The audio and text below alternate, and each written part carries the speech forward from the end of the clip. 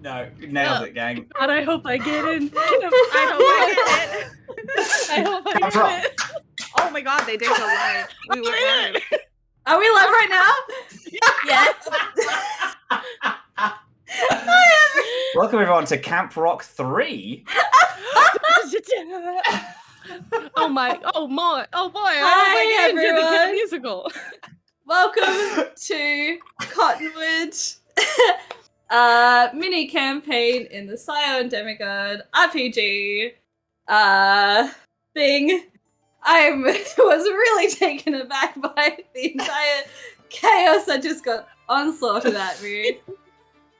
I'm your GM, Depthe, aka Chaotic Bunny, via all the things. You're watching us here on TotalPartyKiss. We have other shows such as Strange Hunkers on Sundays at 12:30 p.m. if I remember correctly. Saturdays. Sorry, Saturdays. Saturdays 12:30. Yeah. Saturdays 12:30 p.m. and Tragedy of Theologian at 8 p.m. on Sundays. I got that one right. So yeah, let's start off with introductions. Abbey, since you were the riot leader, why don't you start us off? Oh, hi, I'm Abbey.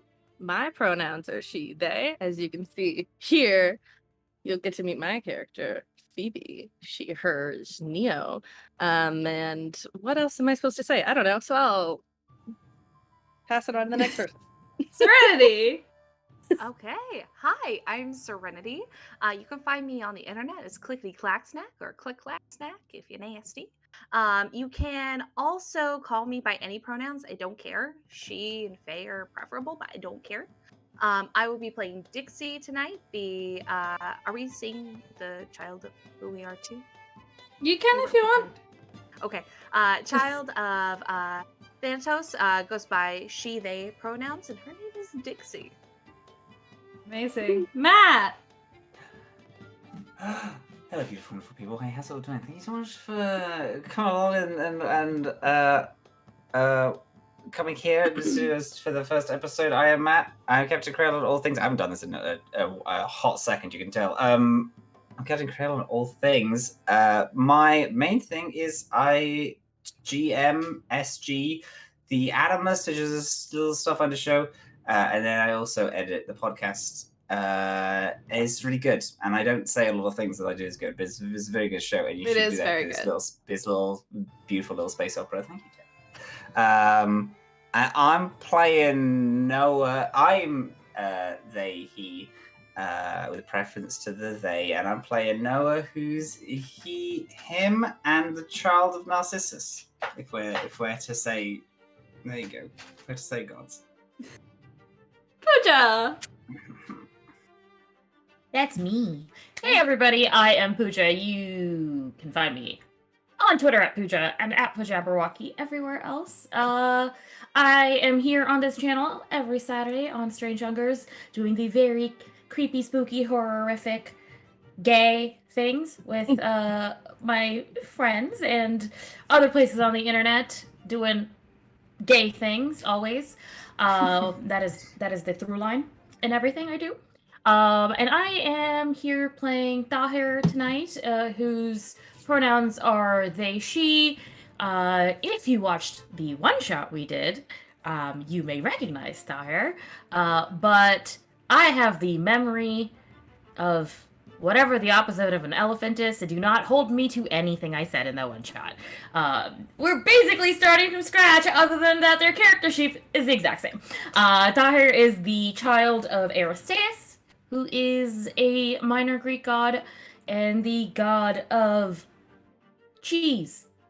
And Bees. well, yeah, dairy, bees, olives, farming, Hunting. a dope ass charcuterie board, essentially. Yes. And producing for us tonight is AJ, also known as Hoosier_Kid. He does very cool things, and we love him a lot for doing this for us. So respect your tech people. Respect them. Thank you, Sandtail. We'll be using Sandtail tonight for all our lovely vibes and music. Anything else? I think that's it. Did I do it? I think we're perfect. I think you did did so so well. Yeah. I think we're ready to go on Amazing. your beautiful little adventure now. A little frolic. Alice, Oh, let's go on okay. your wonderful adventure. All right. Ruby messaged me we're from gonna frolic? downstairs. Sorry, what? Oh, I said we're gonna frolic anyway. What did you say? Also, my roommate messaged me from downstairs saying the word I was looking for is goldfish, because I'm a loud ass bitch, apparently. Apologies to your ears. And that is why I'm glad I have the house to myself when I stream. All right. We're all ready. All right, let's begin. You might have your own theories about how the world came to be, but in this world, in this universe, before this world began, there was only chaos. And through chaos, everything began. The primordials, creating the sky, the earth, the night sky, and life. Then came the rule of the Titans, creating time, love, and memories.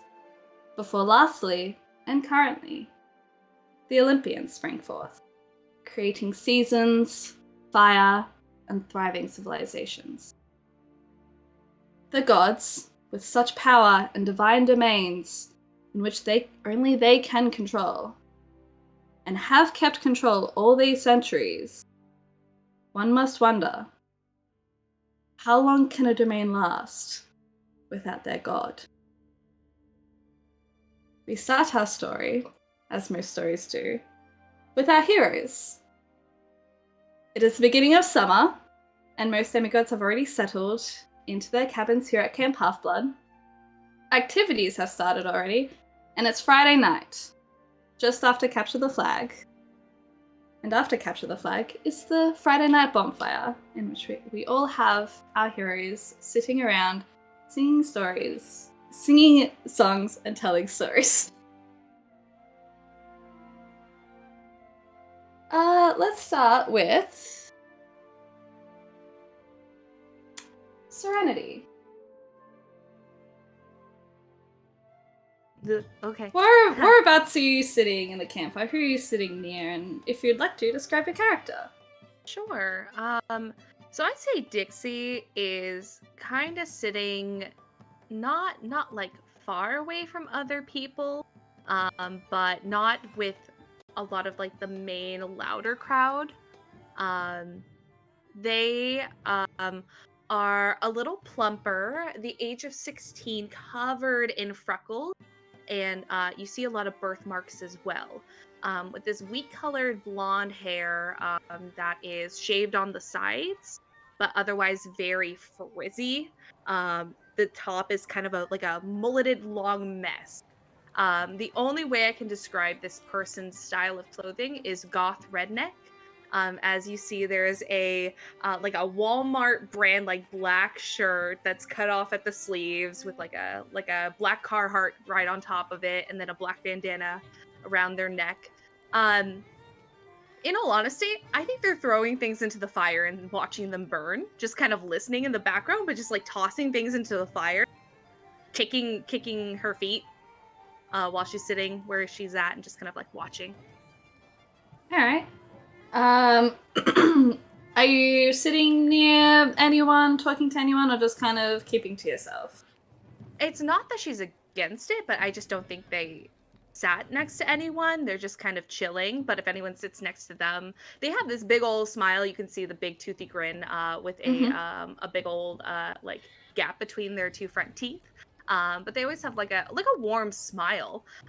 So they're not scary. Just didn't choose to go sit by the loud people.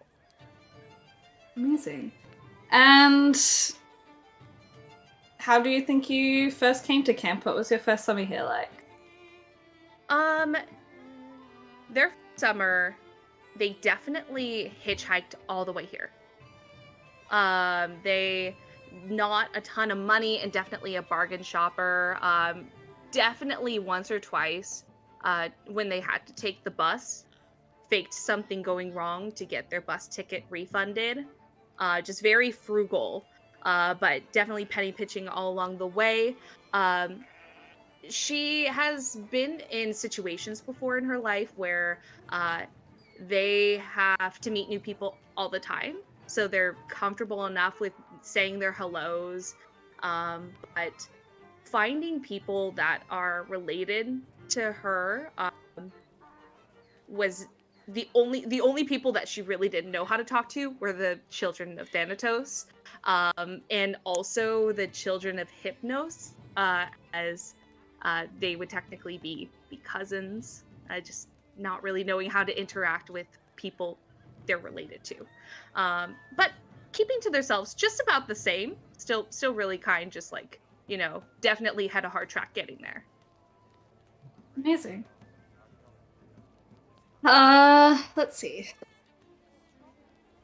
Puja, would you like to describe what you're currently doing around the camp bonfire and describe your character?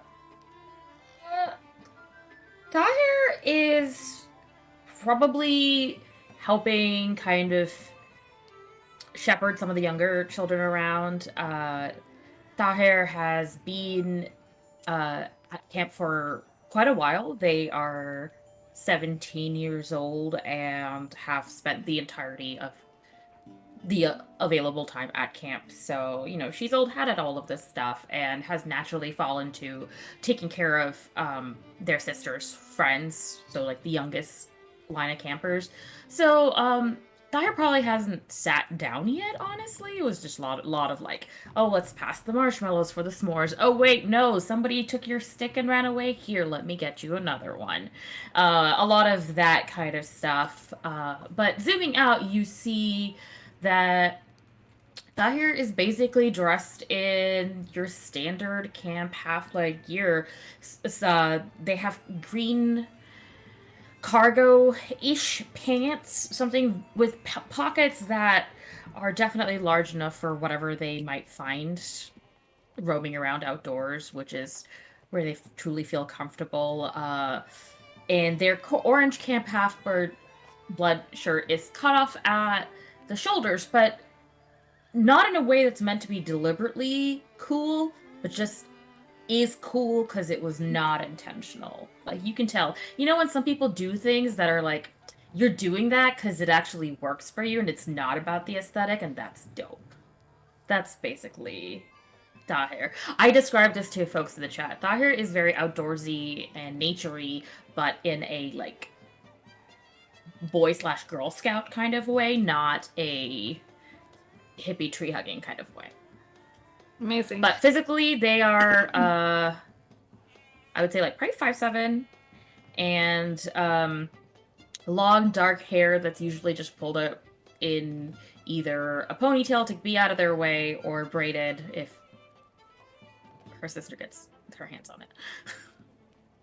Yeah, and probably the older kids of Demeter would probably be helping you with the kids and helping you wrangle them all in.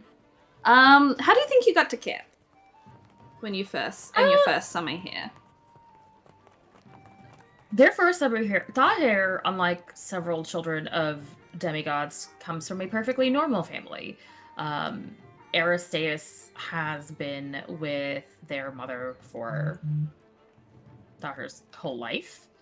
And so they were dropped here by a car with parents. In a bye mom and dad kind of way. Yeah, it was very much it was entirely not traumatizing. And that wasn't even sarcastic. No, what I mean is, like, I wasn't even being sarcastic. Exactly. I know. Like, it was just not traumatizing. Like, Tahir has a great time. It's fine. Not everybody has to have dead parents or mean parents.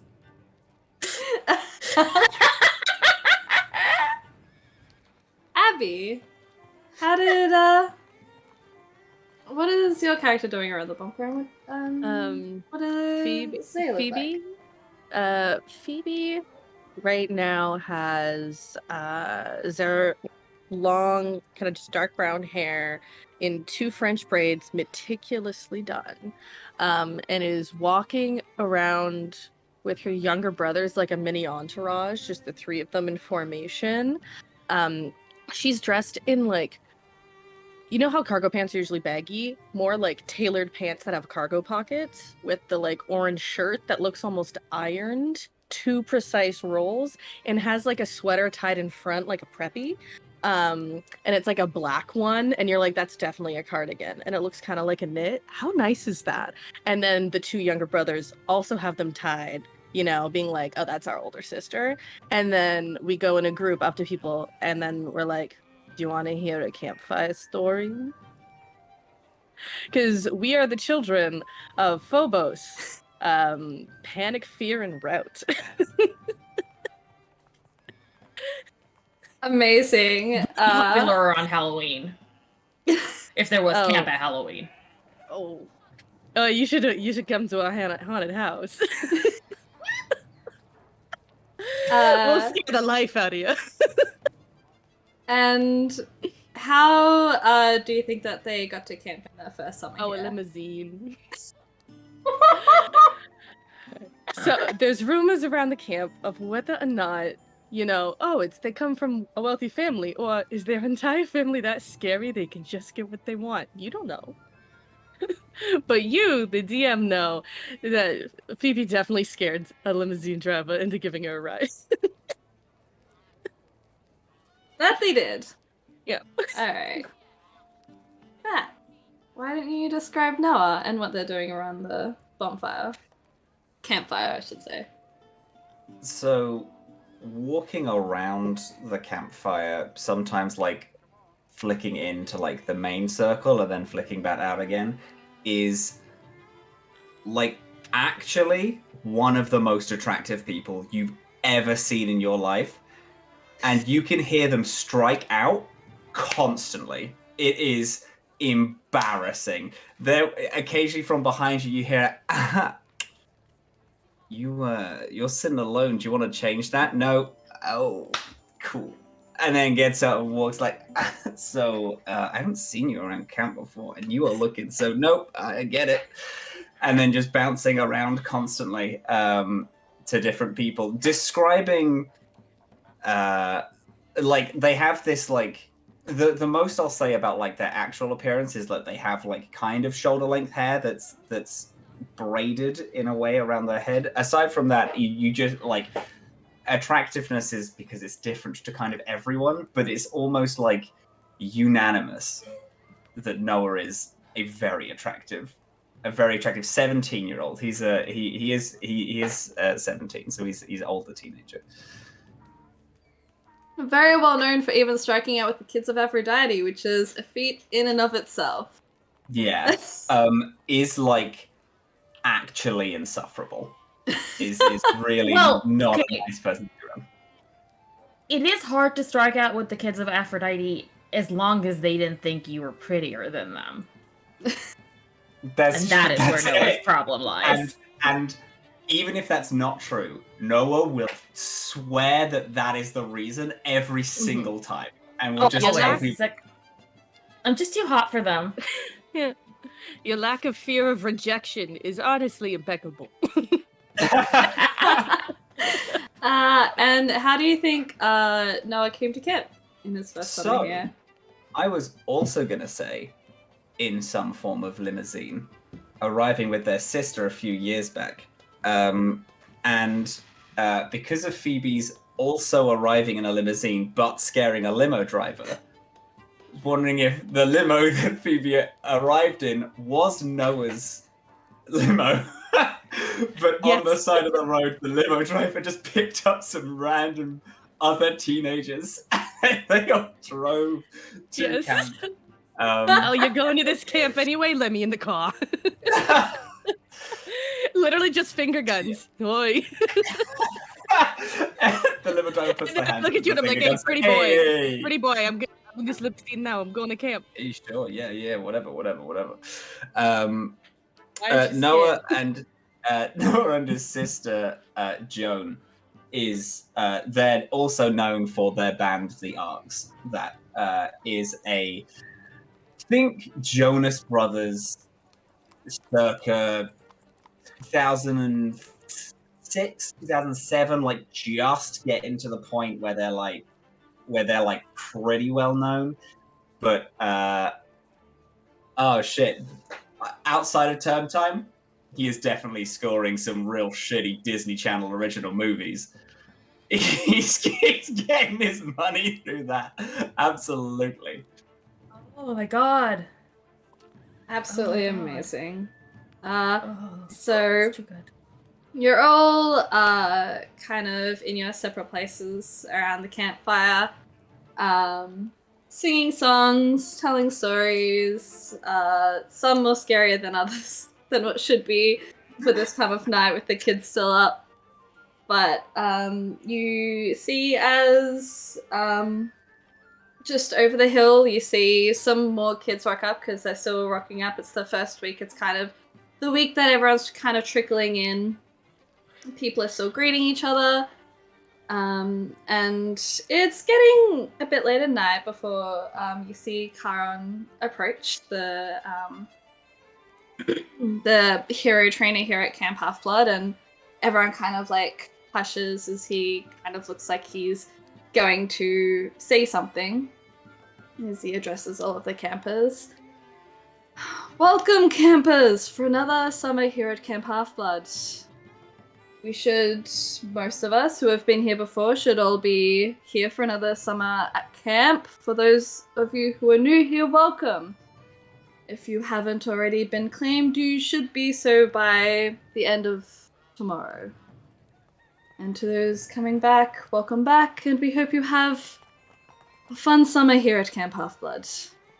If you have any troubles or issues, feel free to come to the big house and raise them up with me, or your cabin leader, I should.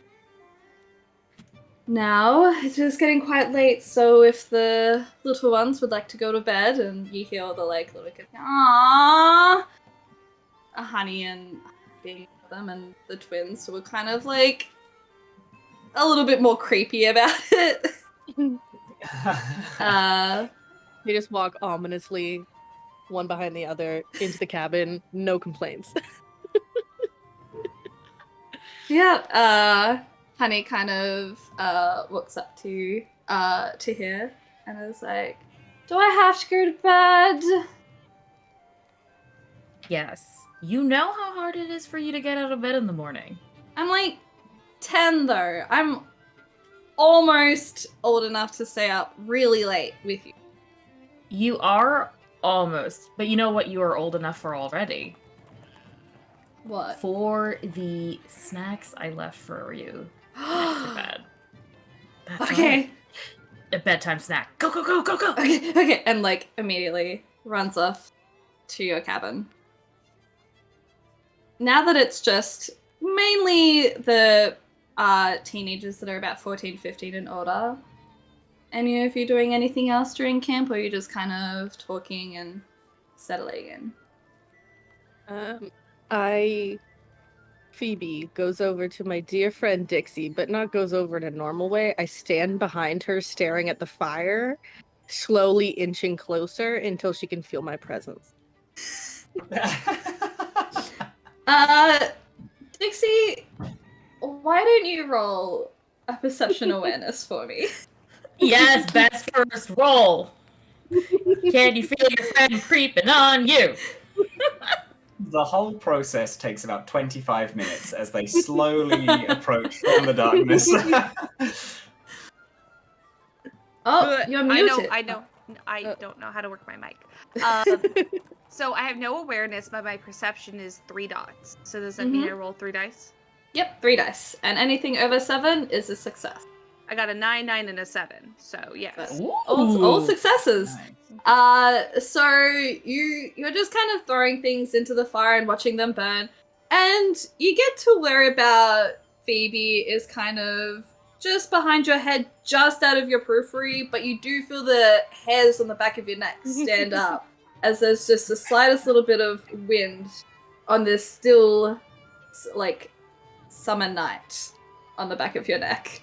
I feel that, and I go, I'm still throwing things into the fire. Like, that's not changing. And just not turning, she goes, hi, Phoebes. Hiya, Dixie. And she's gonna turn around at that point. And, how are you tonight? Doing pretty well. You know, not many people took me up on my scary stories. Oh. But, you know, after the reputation I built, I understand. I always like to hear your stories. They're always great. They always make me laugh. Thank you. I take a seat next to Dixie, and then I just start going into the most insane, like, next level. I avoid specifically Dixie's fears because Dixie is my friend, but just immediate, like, 20-minute monologue, which I will not do at the moment.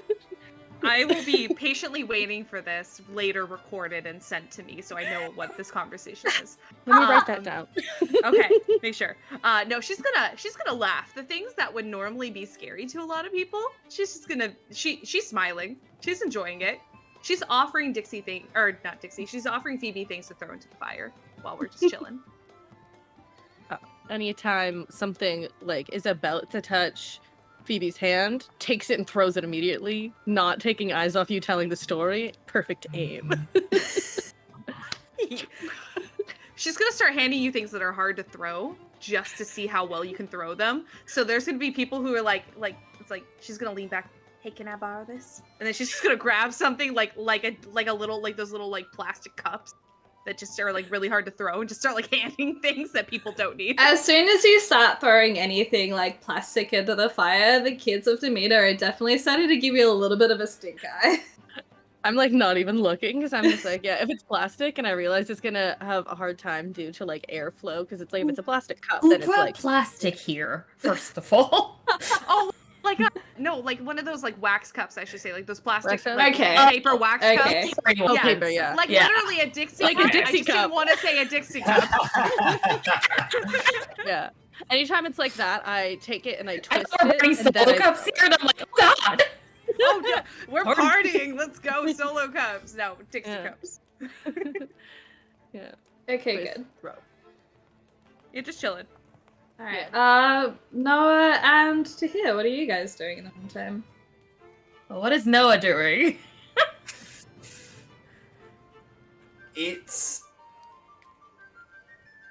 gone to the point of the night where he's definitely hit on everyone in the circle and is now sat down and like has like trying to be getting people's phone numbers and is currently counting them, and there is not a single number in here. He's like, okay, that's a bunch of letters. That's nothing. That is literally a candy wrapper. Throws that into the fire. And then just eventually just throws the whole lot in without counting it.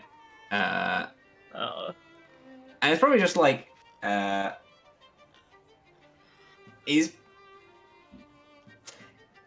do phones work, right? Phones do work. Yes, so a lot of the excuse me. So back when technology was first being established and created, you were all very much aware of how much of a beacon it became for monsters and how easy it was for them to attract demigods when they use technology. As technology has advanced and has become much more necessary for day-to-day life, a lot of the older technology has become kind of been desensitized to monsters nearby, and especially in camp with the kind of barriers being upgraded, and now there's the Drakon guarding the entrance and guarding you from camp. A lot of the older phones, so like Nokias, the old like Motorola flip phones, a lot of them are a lot more normalized in being used between demigods. A lot of the newer kind of smartphones, tablets are still very much a big no-no for demigods if they don't wish to be targeted or tracked. I tell you what, he doesn't pull out his phone, but he does have a like Canon camera on him. Like a Canon 60D or something, and around the, and then as like thrown all of the non-phone numbers into the fire, picks out a small bag, he takes out his Canon, and then like does one like cheesing it like picture that he takes of him next to the fire, and then turns it around and probably snaps a picture of Phoebe and Dixie chatting, just like with the flames on like one side and then the two of them chat. What you do notice when you take that selfie is just a floating leg somewhere in the background, because that is how Tahir has photobombed your photo. But then when you like look at your camera to see how nicely your selfie turned out, Tahir will walk up and sit down on the log next to you, having seen you throw your much labored for gaze into the fire. They will just say, "That good, eh?" It's just that people here like know me, so they don't really like get it, you know? Well, If I was gonna outside of say- camp, I tell you what, when I'm outside of camp, you should see the amount of people that are flocking around me. And Tahir just like pops an olive into their mouth from their bag of olives. It goes, sure, and they'll hold out an olive to Takes an Noah. olive. They'll hold out the bag of olives. You do realize you're hitting on the same people every night here, though? Yeah, but there's like only a certain number of people. And it's like, you know. It's like You a can also password. do- You know when you can't remember the password to your phone, and then you try it like 2 or 3 more times, and eventually like that's it, and then you get in. I'm on like my third or Or fourth you try. try with a lot too of many people. times and get locked out forever. I think that's Damn, the that's a stage good you're in. analogy. Shit. That's good. You really added on to my analogy in a really insightful way. I appreciate that. But my point still stands. There's not a lot of people here. Well, I know, but I'm just saying you could just put the hitting on them on a hold and function on the other wonderful things this place has to offer. Look at me. Look at how my face is structured. I am the best thing here. Tahir's just gonna grab your chin and like turn you from side to side. I would say that I have jawbones chiseled from Greek gods, but I think you and I both know that that is literally true. Yes. What is your point? Everybody's here. Everybody here is hot. I know. Look I around. hate it. Yeah, I know, but there's like a level. Like Aphrodite's people don't like me because I'm too hot, and then everyone else thinks that I'm out of their league, so they just push me aside anyway. Do you think people might be worried you're a narcissist? Listen, just because it's literally my dad's name True. doesn't Is this mean literally true? I am. Oh, you're Yeah. not a narcissist? Some people deserve to be narcissists, and I'm just saying that one of those people are me. Okay, I deserve. Okay, whatever. Just here. I think Tahir is just gonna reach into their. They have a pouch on their belt, and pull out a block of extra sharp cheddar. Here, just stop talking, please. No, you can keep talking. I'm kidding, but you know, like just chill. As Thank you. I you will take it. kind of Takes offer it the and another cheese, olive. and you all kind of settle around the bonfire, you hear some commotion over the hill, and as you all look up, you see a cyclops beginning to crest over the hill, and seemingly chasing a satyr and their charge. They make it past the tree that hangs the golden fleece, and they run onto the barrier, very easily taken care of by the demigods guarding the perimeter. Turns to dust. But you see as they you see in the distance, you can't really make out facial descriptions yet or anything in detail, but you see that you see the familiar face, the familiar shape of the satyr kind of comforting this young demigod as almost immediately, the second that they pass over the threshold, the very similar glowing symbol appears above their head. It seems to be a symbol of Hephaestus. And you see Charon come out, greet the camper, and take him into the house. And you see as the kids of Hephaestus that are around the campfire start like talking excitedly as they prepare for their new camper that will be joining them that night. And it's starting to get sorry. It's starting to get later at night. Fire's starting to get a little bit lower. Kids are beginning to kind of turn in for the night. If anyone would like to do anything else? No. I wrap up my story. And then I turn to Dixie and I'm like, I have to go see the brothers. I gesture to the cabin. You hear their screams because they like to scare each other. It's like a prank war, but very high stakes. And then they like high five because they're like, wow, I thought I was gonna die. Family, you know how it is. Later, skater. Yeah. And then I initiate our handshake. Okay. And then I'm gonna do this really difficult handshake that we totally have planned. That's so cute. We don't have this planned. Help! Okay, Now, I we'll was gonna say you slap your falls behind. wings. Dixie falls behind real fast. I'm gonna go like this. and then I go. Oh yeah, that I think the end should get just. It's just And then I take off in a full sprint toward the cabin of Phobos. Alright. Do you want to describe your cabin?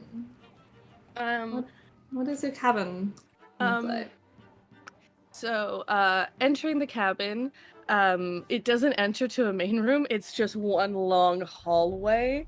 So it's, fear of the unknown. It really hinges on that. What's behind every door? And so just the first couple doors, it'll be like, oh, there's like a little sitting area that's just like a little bit too clean. Couches with plastic on it, because who likes that? And then there's like a little snack bar that's like actually like it's decent. And then the two boys have a bunk bed because of the fear of a bunk bed collapsing. Fun. And then Phoebe's room has like it's like decently nice, and it's like a canopy bed, but it's like black netting because she likes to think that it's like a funeral veil. But it's like there's just like wallpaper that's just like old mansion wallpaper. It's just like a little off with everything. And then regularly Phoebe, like there's like old paintings of creepy people that she doesn't really know, and she just moves them around slightly every once in a while. So anytime anyone comes in, they're like, this is different, but I don't know how. That's it. Yeah. And wait, there's one patch of carpet that's just like a little sticky in one place. And you're like, was that? And it's just corn syrup, but she won't tell anyone. And that's it. Amazing. Okay. Dixie, what's your cabin like? It looks like a mausoleum from the outside. And when you go in, I feel like there's this big like common area that is the whole thing is very quiet. There's not a whole lot of noise.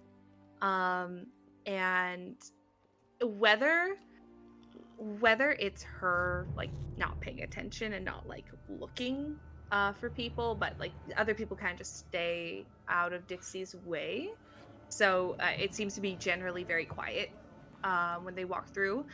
Their room otherwise covered in like different types of like different taxidermies, like those little wet specimen jars that she definitely did herself, skulls that she's had like cleaned, everything like that. And then but there's also like it's still, how do I describe it? It's very yeehaw still. Like there's things from home where it's like NASCAR, that kind of shit. And then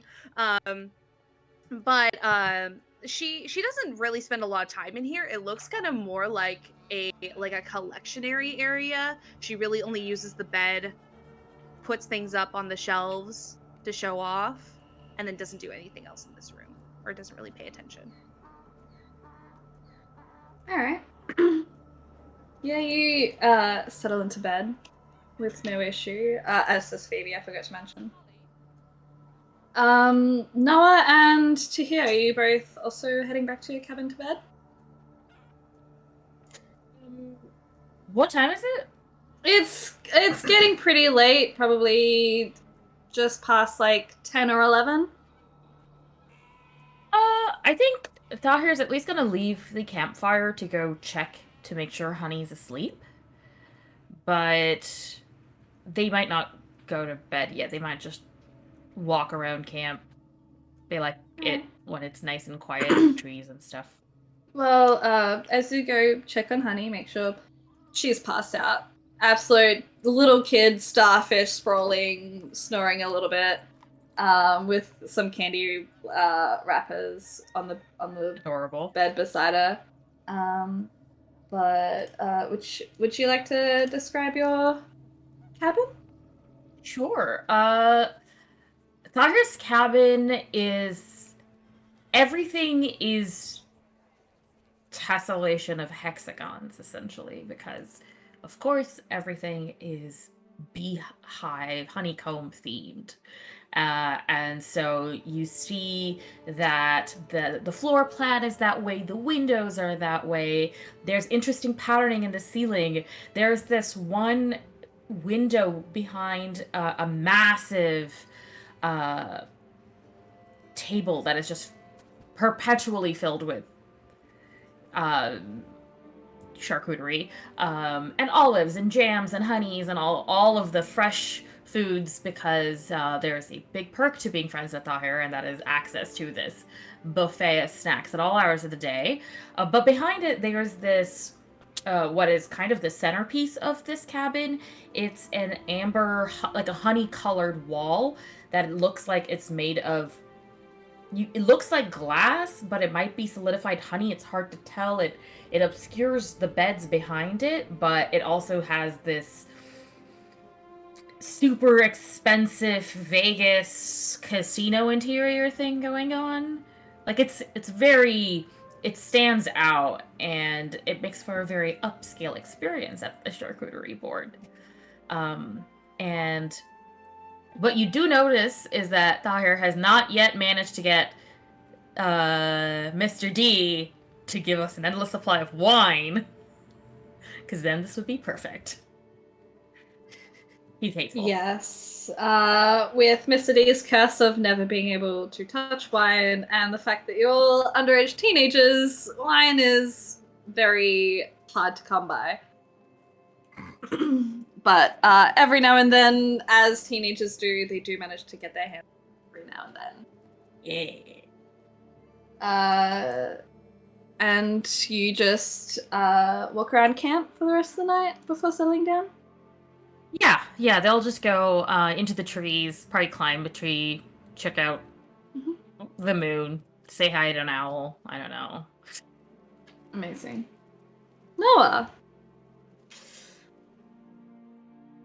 Noah What are you up to? sticks around the camp for a little bit, mainly the bonfire, but people, as they start wandering off and leaving, and he realizes that he is sat alone, does eventually stand up and walk back to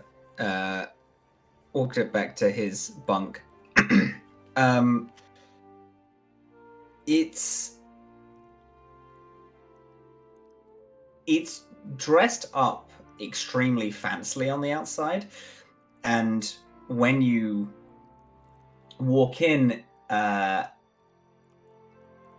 it's like covered. It's like a green room in like backstage at a concert venue or something. It's got like posters everywhere of like different celebrities and rock stars and all these people who there are like theories, and then some confirmed of like, oh yes, they're also a child of Narcissus. But every mirror or reflective surface is also covered with these posters of different people. The main mirror in the room, which was this full length, is now like twice the size that it was before, because people like stuck posters over it and then stuck more and then more and then more. Everyone who came in that had like a big poster of themselves made stuck their version of their own poster over the previous person's. There was, even though it seems very much to be like a narcissistic, like, I don't know, I'm the best, which it is a lot of the time, there's also this kind of like family known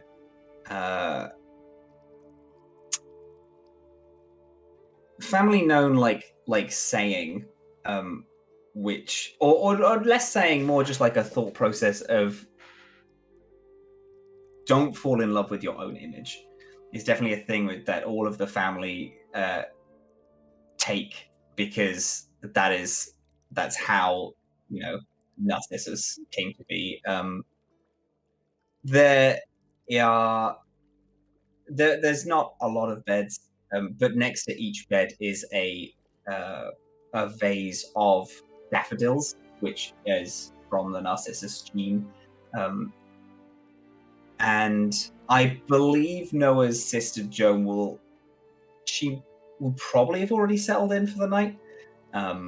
They're around the same age, but they don't do a lot of things together outside of practice or any form of like concert. He gets in and he doesn't turn on the light. He just looks around the room and then goes and flicks open. He actually flicks through the pictures that he took today of people around the camp and things after they got quiet and after people started leaving. He started taking more pictures. There's some also very early in the morning, and he flicks through a couple of them and then opens his Motorola flip phone and plays a game of Snake and then drifts off to bed.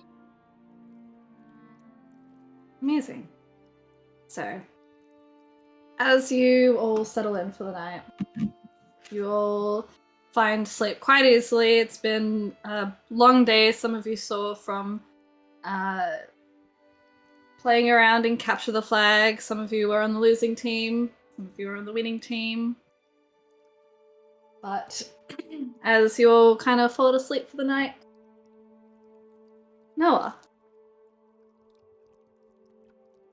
as you kind of feel yourself falling deeper and deeper into sleep, a strange sensation kind of falls over your skin, kind of like pins and needles, and you kind of roll around a few times and the sensation's still there, so you kind of open your eyes to see what's happening, but you're not in your bed anymore, or in your cabin at all, actually. You find yourself in a clearing with this gorgeous lake in front of you, crystal blue water that reflects perfectly, luscious grass with colorful wildflowers. The trees are lush and green, and you see, kind of take it in a bit more. I would like you to roll a perception awareness. Okay. And this is the pips that we have are the amount of dice that we roll? Yes. Okay. Anything over a 7 is a success. Perception awareness, that's 6. We love that. It's going to make a very loud noise, so I am going to mute myself as I roll this. Okay. We got a 7, 8, 10, and 2 6s. 5 successes. So, as you kind of take a few steps in and you look around, it clicks. Your mum's described this to you countless times. This is the clearing that your father took her to once. This is where Narcissus was trapped in his own reflection for hundreds of years.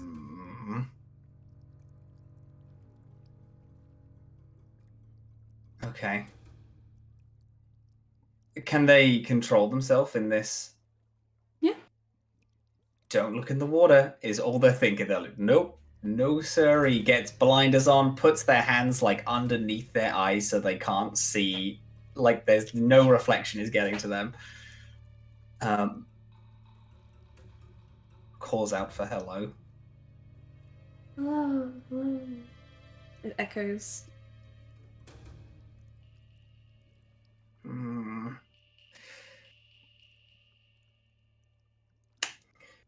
If you get trapped, it's a fun story to tell at parties. Fun story to tell at parties. It's a fun story to tell at parties. And then, like, removes their hands from their eyes and looks down into the water.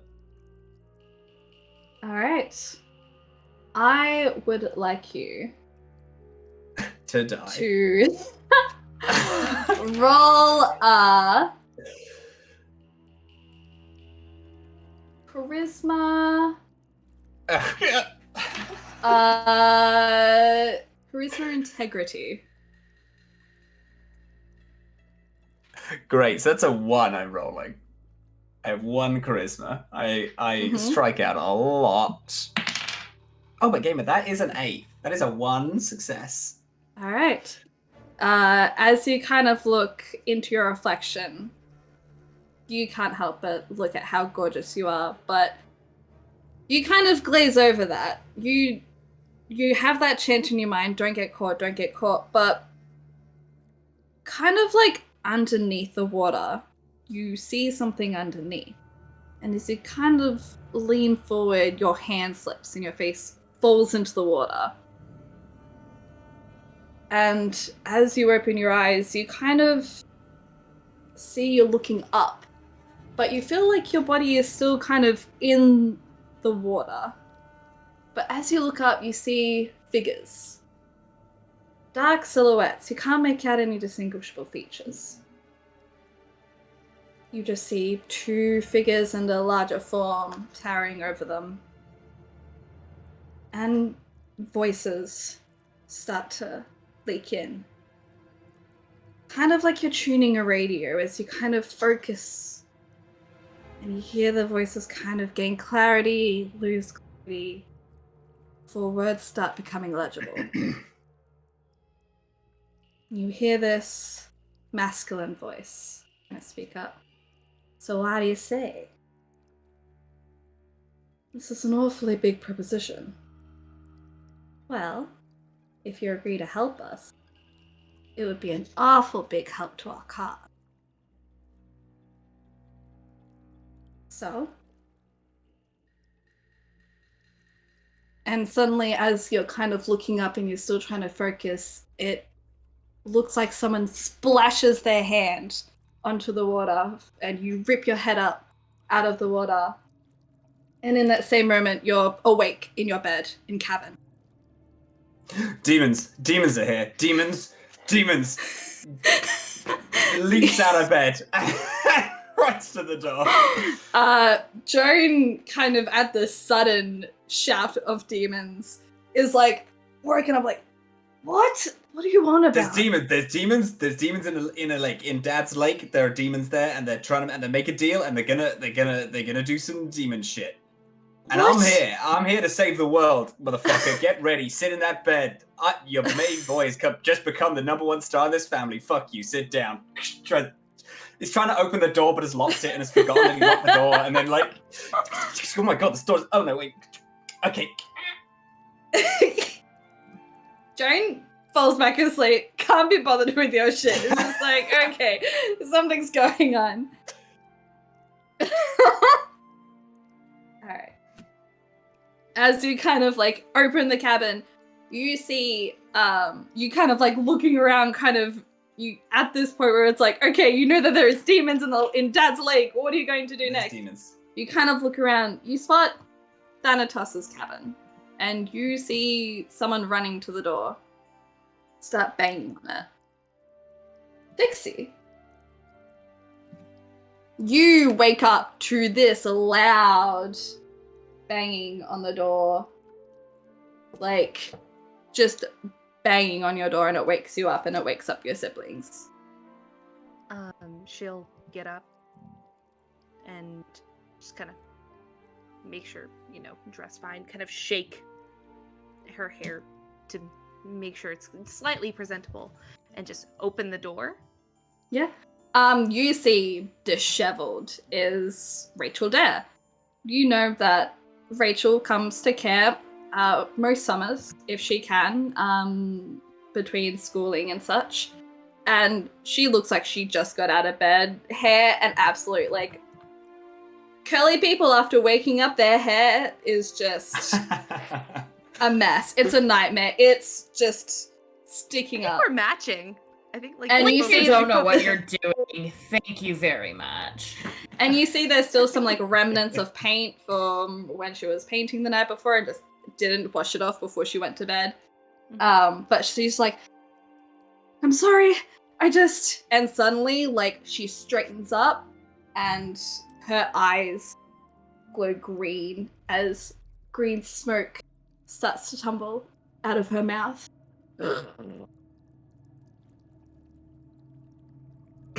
As she begins to say, you shall choose 3 allies to go on a quest. To fix what was broken, dreams have been transgressed. Your answer lies on Knife Edge Mountain. Only one holds the answer to this burden. And the green smoke that was billowing out of her mouth the entire time that she was saying these words suddenly gets sucked in, and she kind of blinks, and the green goes out, and kind of just like, sorry about that. Are You good? Are you okay? You just and then a lot of fancy words came out and they kind of like made sense in like a rimerick kind of way. Are you okay? That happens sometimes. Yeah. Oh, that kind of. Do you have any water? That like makes my throat really dry. It's Well, I only drink like Dr. Pepper, but if that works, I'll that'll do. Yeah, and so just bring your can, like Dr. Pepper. Just like, will you post that prophecy? Absolutely. Like, he said thank you, because I was trying to remember everything, and I sure as hell didn't. I got the words "Knife Edge Mountain." That's all we needed. No, I'm just kidding. All right, let me post this in Meet Chat, and I'll also post it in chat. Sounds good. Yeah, no, we'll get her that. And just thinking, do you ever remember what you just say? Yeah. It's the whole kind of being an oracle thing. I think that was your prophecy, but I have to go tell Kyra on this now. Yeah, no, go ahead. You need anything else? Like, you good? No, I think I'm good. Thanks for the Dr. Pepper. Kyra might need you, because that was your prophecy. Oh, that's yeah. Well, I gotta find 3 people, because you said I gotta find 3 people, so I'll go find them, and yeah, I'll meet you there. Yeah. All right. And kind of just like walks off, kind of like looking a little bit dazed, a little bit super exhausted. At this point, it is very early in the morning. It's at that point where it's really dark just before sunrise. It's like the darkest point before dusk. You kind of look across and you see Noah kind of standing outside his cabin, looking panicked. And Noah, you saw Rachel run up to the cabin, green smoke below out, get sucked back in, walk off with a Dr. Pepper. Damn. And I think that's where we're going to take a break, actually. Absolutely iconic. For sacrilege. I'm mad about the Dr. Pepper comment. Yeah, I bring Dr. Pepper into this conversation. Canadian Dr. Pepper, Step up Southern then, Dr. Pepper, no. Never had a I wanna Dr. Pepper. I want to just go run to the store during our break to get a Dr. Pepper to come back and drink it to spite you. Just Texas and have the real shit. Anyway, sorry. We'll be back in 10 minutes. Get some water, get to the toilet, get all that fun stuff. We'll be back.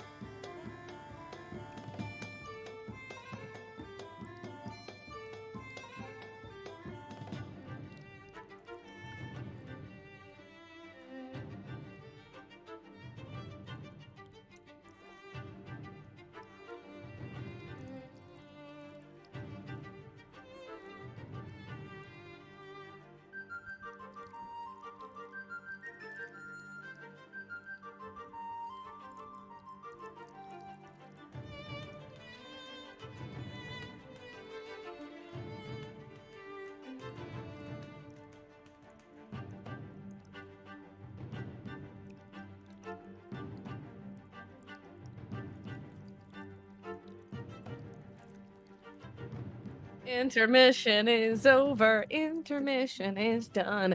Get ready for Cottonwood. We are having some fun. This is not a copyright now. All right. Welcome back. 1, 2, 3, 4. Sorry. This is both the best and worst thing I have ever done in my life. Welcome back. Not the first time I've heard that. Last we left off, Dixie received a prophecy, and Noah woke up from some dream about demons in his dad's lake. That's what he thinks. Anyway. We leave off with Dixie and Noah kind of having this weird stare off in front of their cabins. What would you guys like to do? Was that a vision? Did you just have a vision? I think she just had a vision, yeah. That's great. I need a supporting cast, and you have just won the role. Congratulations. Welcome to the film of my life. Let's go. Pack your bags. We're gonna go. Like acting much. I didn't even audition. What are you talking about? You don't even need to. Don't worry about it. I got the show covered. I don't even know if I'm a good. I don't know if I'm a good fit. What are you talking about? What kind of show, live movie? What? A Hallmark movie? Hey. It'd be anything you want it to be. I mean, if you want it to be this kind Dixie, of Hallmark, little thing, we can do that. Sweetie, no. What's I would like you to roll perception awareness. Okay. Don't worry about it. She's flustered by the fact that she's been cast in a movie she never even auditioned for. Because I got 2 1s and a 2. Ooh, yeah, okay. I feel really bad. Never mind. Oh my god, isn't this the one time that Noah's flirting works? You'll find out later. Is that part of the prophecy? Shit. Anyway. Continue. Anyway. There was just a prophecy. It said that I have to choose 3 people to go with me, and we gotta go somewhere. And well, I guess if you're volunteering, you got it all covered. 1, 2, 3. Let's go. Get your shit. Let's get out of here.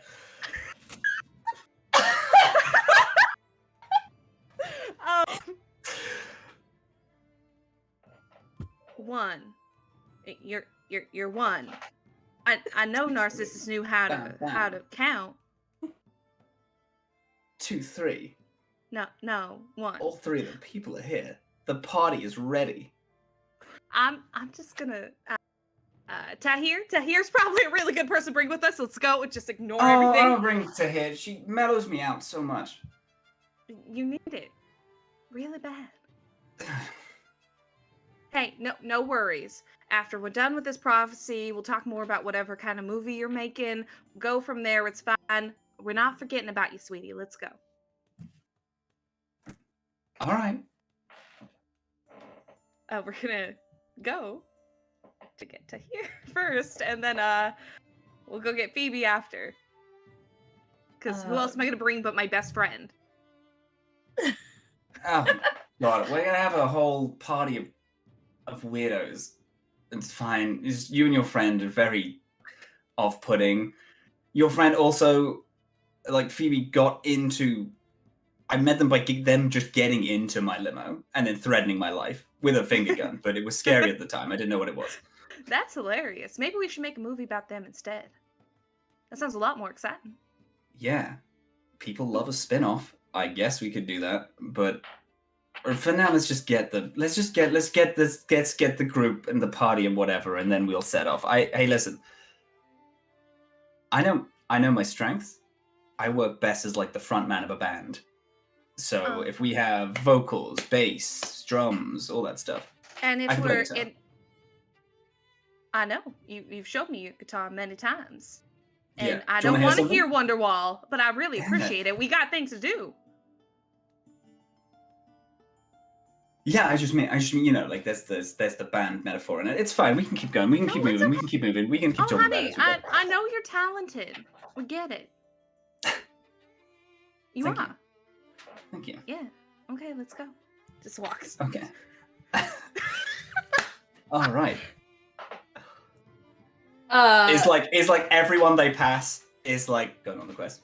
Hey, I'm going on the quest. Well, it's at this point in time, it's just hitting dusk. It's just before sunrise. The people that are really only awake right now are some of the Apollo kids.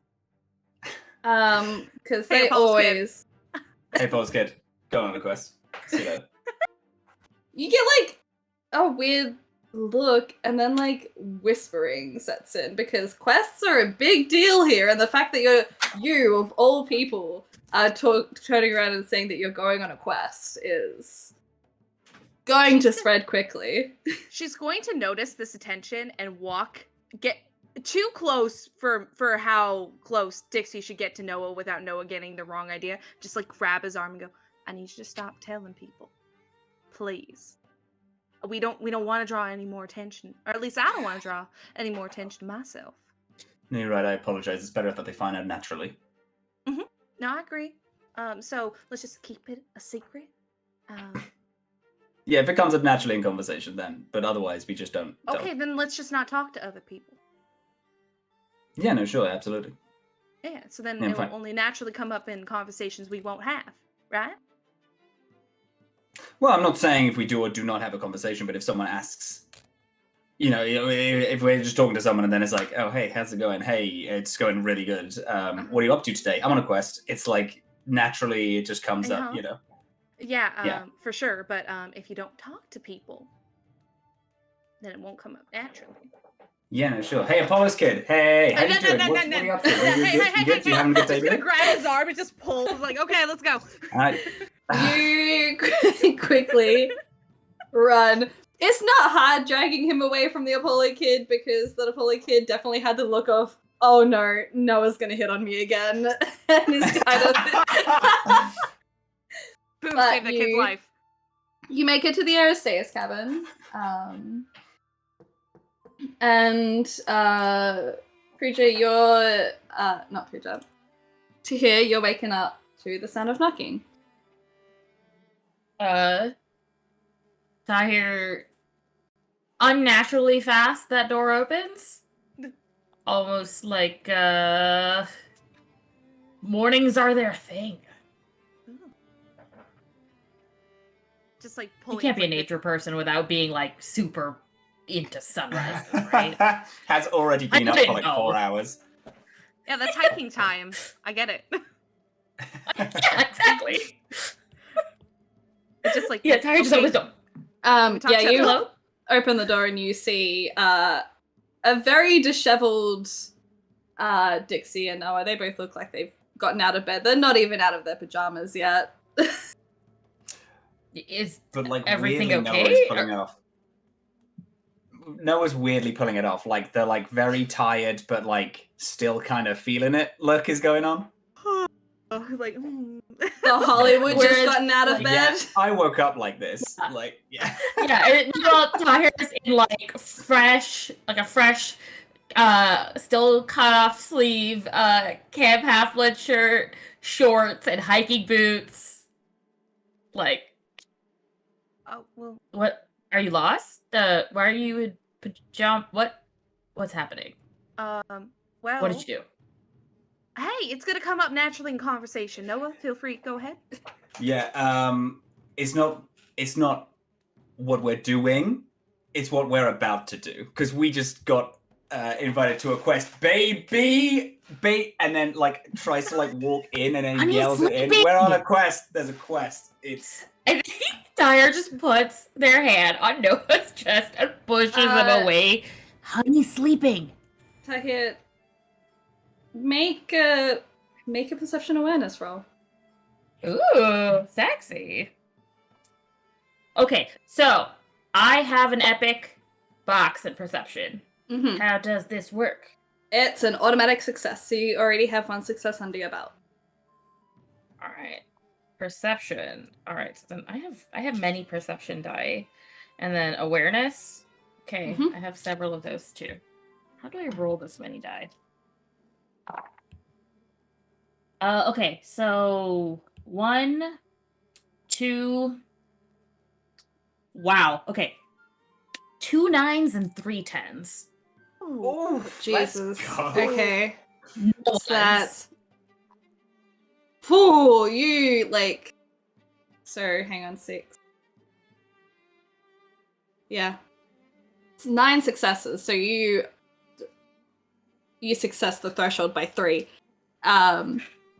But with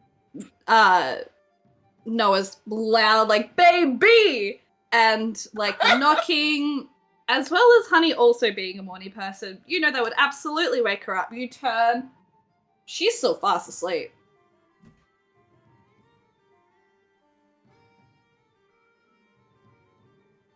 Hold on. Tahir just walks away to check on Honey. Just listen. Just to listen to see if she's like. Mhm. Yeah, you can come with her. That's totally fine. I was gonna say, like, she's like, you scared him. What are you doing? Stop yelling. Make an intelligence medicine check as you kind of check on Honey while she's sleeping. Oh god, I'm very smart. Oh wait, okay. So I do have an epic in this, so hold on to that one. Did I only take brain skills? Yes, I did. Intelligence medicine? Oh, okay. I took some big in that, apparently. Okay. There is a 1, but I was also all 10, so I'll just cancel those out. Mm-hmm. And then I have a 9, an 8, an 8, plus my epic success, so 4 successes. Yeah, she's still like deep asleep, but you kind of like try to jostle her. She's not waking up.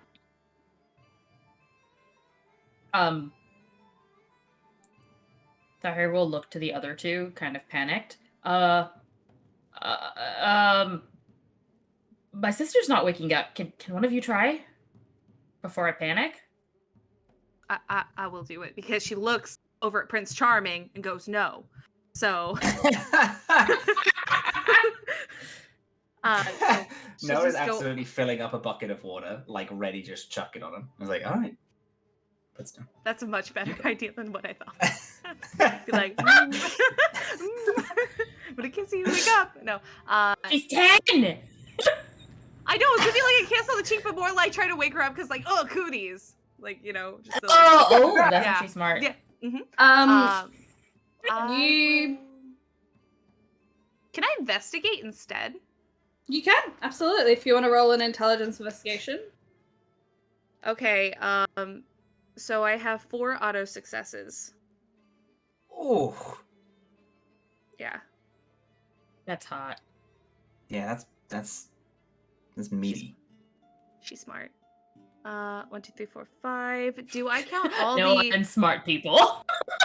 Is that the party? Not a himbo in sight.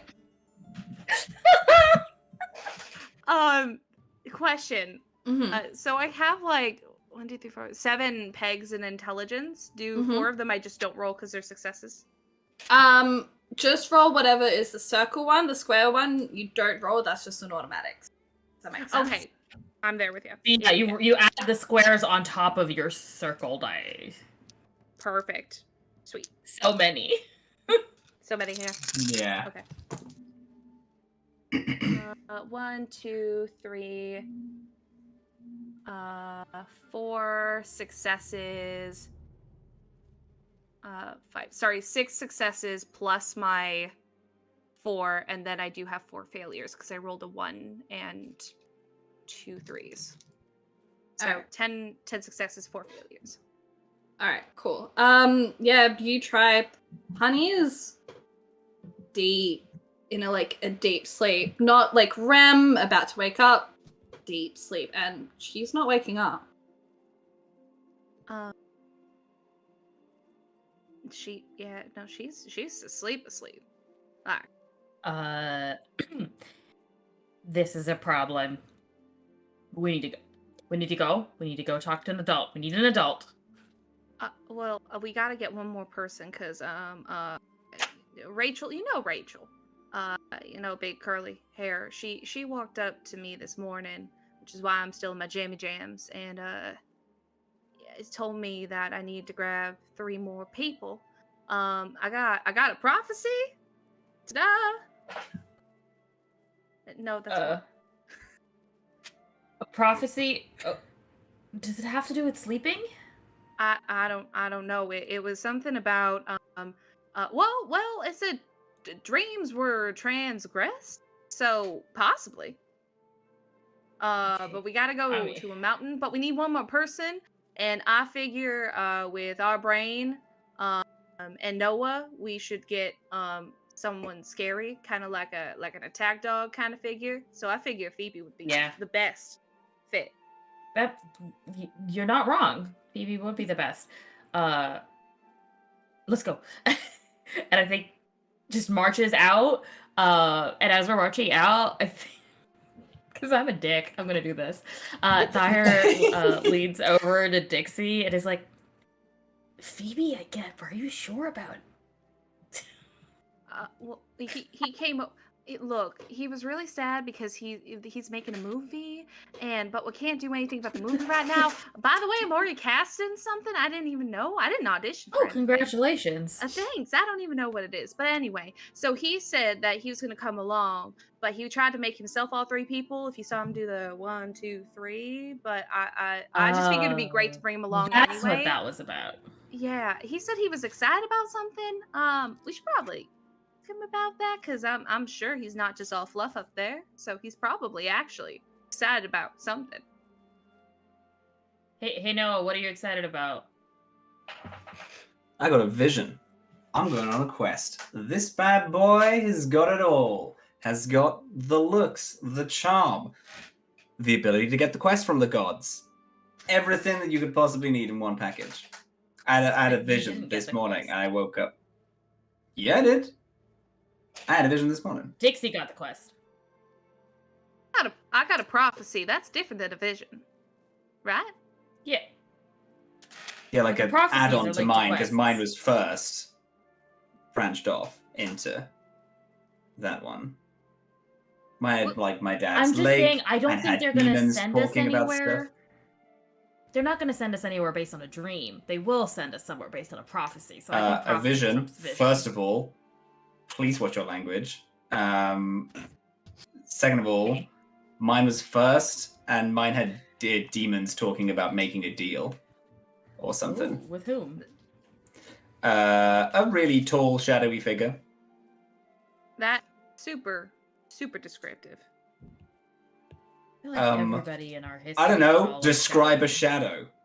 It's a shadow. Well, what kind of shadow is it? Like, is it a midday shadow? Is it like a shadow big, of the dead? intimidating shadow? Like I said, like a shadowy figure. Like so the figure of Was it a small shadow. person with a really big shadow? No, it was an 2 elephant? smaller people and then 1 big tall person and all of them were shadowed. I was underwater in my dad's lake. What was it in your dream? That could very well tell that it could just be a really big over explanation, because it could just be a really tall shadow because of where the sun's at. Or if they're around a campfire, it could be a campfire shadow. Those get real weird. Well, I guess this is why we need to go on a quest to figure all this stuff out. Listen, I don't know. These things are just going to come to me as we find things out, okay? As we go on the quest I have been assigned. By yourself. The gods. All of them. I'm pretty sure. This is a big deal. I mean, not as big deal as my sister not waking up, so...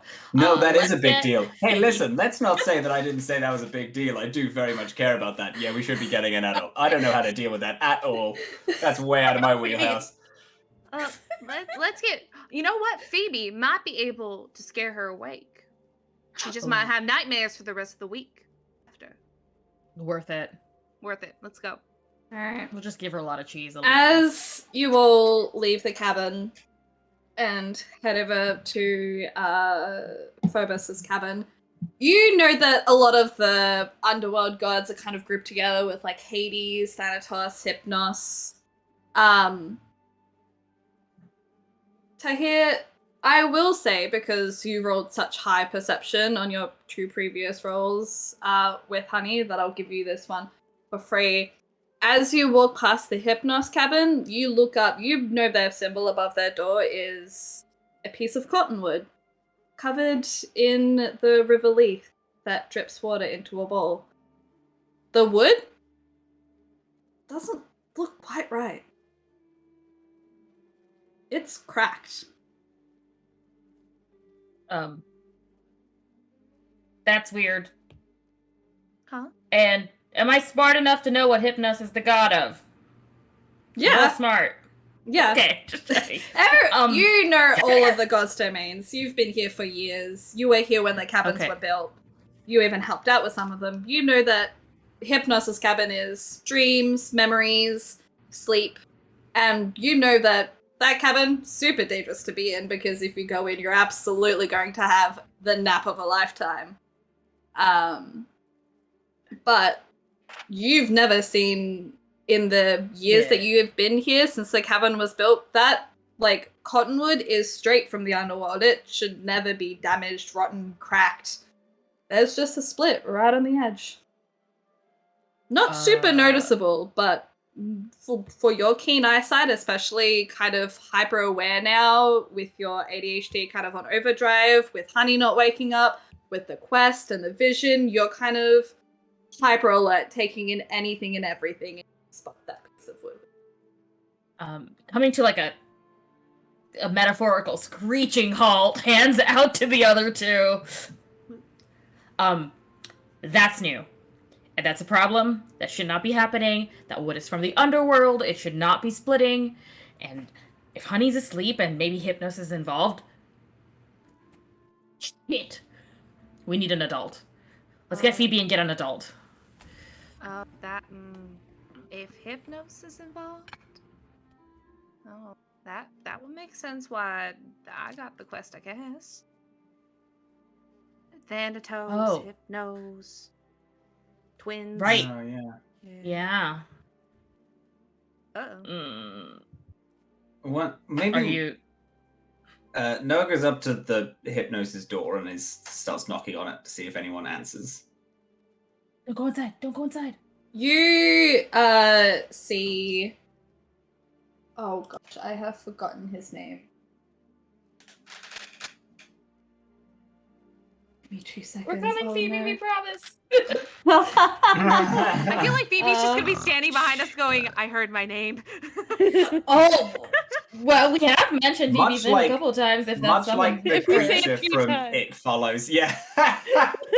Okay, Beetlejuice. you, Clovis, the cabin leader, answers the door, and you're, like, taken aback, because you've been going to camp with Clovis for a couple of years now, always sleepy, always yawning, always tired. You almost don't recognize him with how wide awake he looks.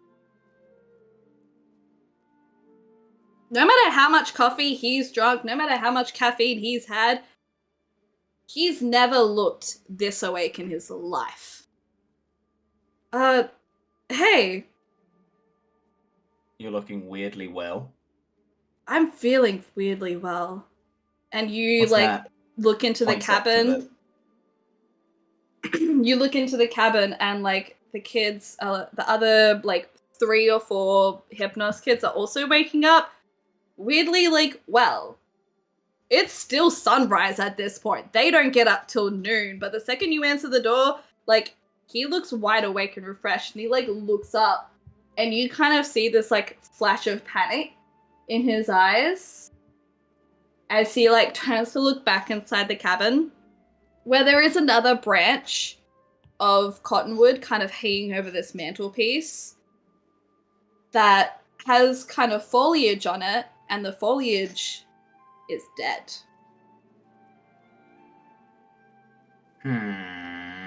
And he's kind of like, oh no. Oh, this isn't good. Oh, I need to tell Chiron. And, like, is kind of like, goes, like, back into the cabin, kind of, like, goes back, remembers that the door's still open. He'll be like, 1 sec, and closes the door, and you hear like scattering as like they're kind of getting dressed and ready. I guess we're all going to Cairo. Let's get Phoebe and go to Chiron. This is. Yeah, agreed. I'm worried those kids are somehow draining honey. Oh, maybe it's not something that like they're doing. Maybe it's got something. Yeah. But I don't know. I'm I I'm hope scared. Uncle Hypnosis okay. That's not good. You make it to the Phobos' cabin, and like Phoebe, you wake up to knocking at your door, kind of urgently, incessantly knocking. I yell for my brothers to get the door. No one gets the door. Sam. I like get up, Phoebe! robe, Phoebe! waddle. I swing open the door. What? We need you.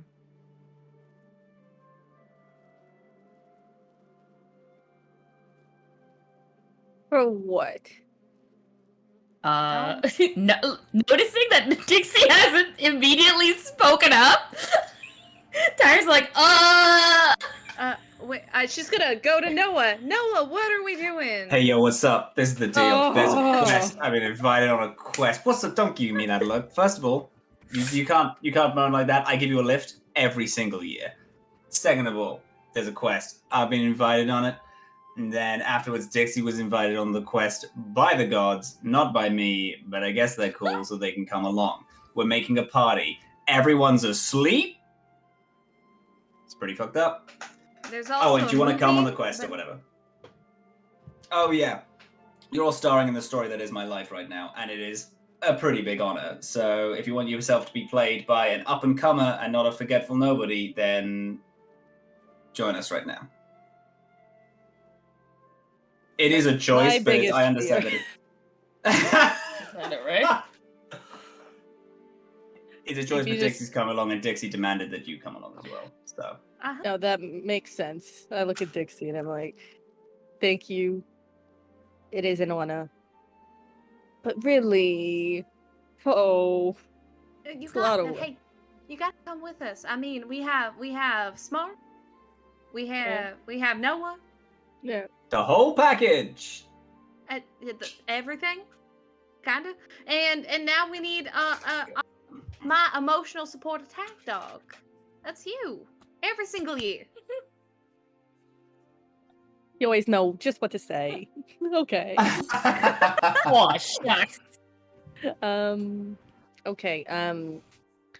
Well, I have like my robe and I'm in my jammies, and then I see you two in your jammies.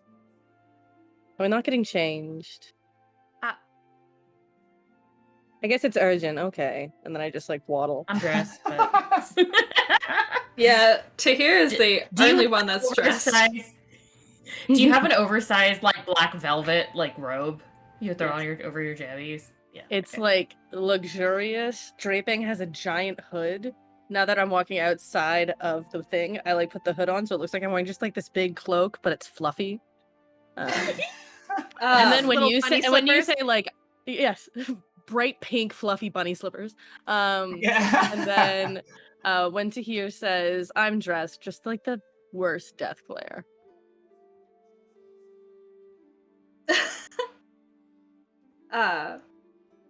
But now that you're a Just little bit more blinks awake, at you.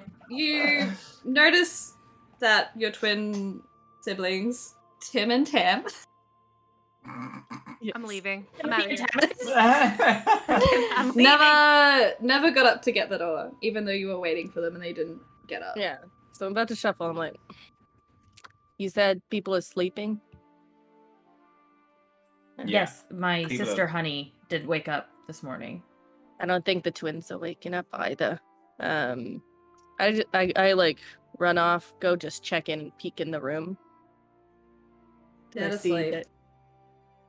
that- shut the door, like really loudly shut it and then open it again, see if that woke them up. Slam it. No. Twink. I You let out all like, watch as like, did you leave the front door open? oh yeah. Yeah, you watch as like Phoebe walks, looks in, slams the door, opens it again and looks in. And then I make like a screech, like a banshee screech. And then when they don't get up for that, I like close the door and I just look at them. I run out the door and I'm like, okay. Shuffle over. But I'm keeping on the bunny slippers. Okay. All right. You all head up to the big house. Mm-hmm. Yes. As you kind of make your way to the big house, the bustling has started. It is now just after sunrise. Most Apollo kids should absolutely be awake. You see a lot of them huddled outside, like probably half of them huddled outside their cabin, whispering really worriedly. And you see the cabin leader will begin to make their way up to the big house. And you see some other cabin leaders start to walk up as well. Some not.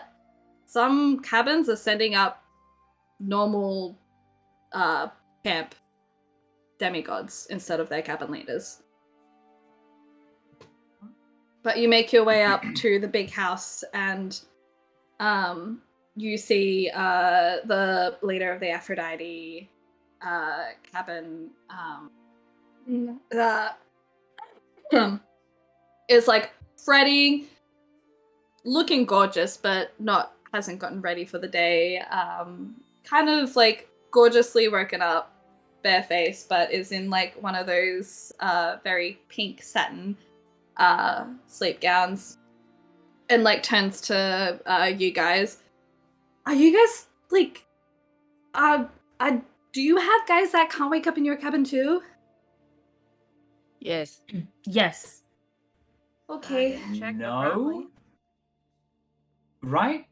No for me. 'cause my sister Joan, woke- wake up.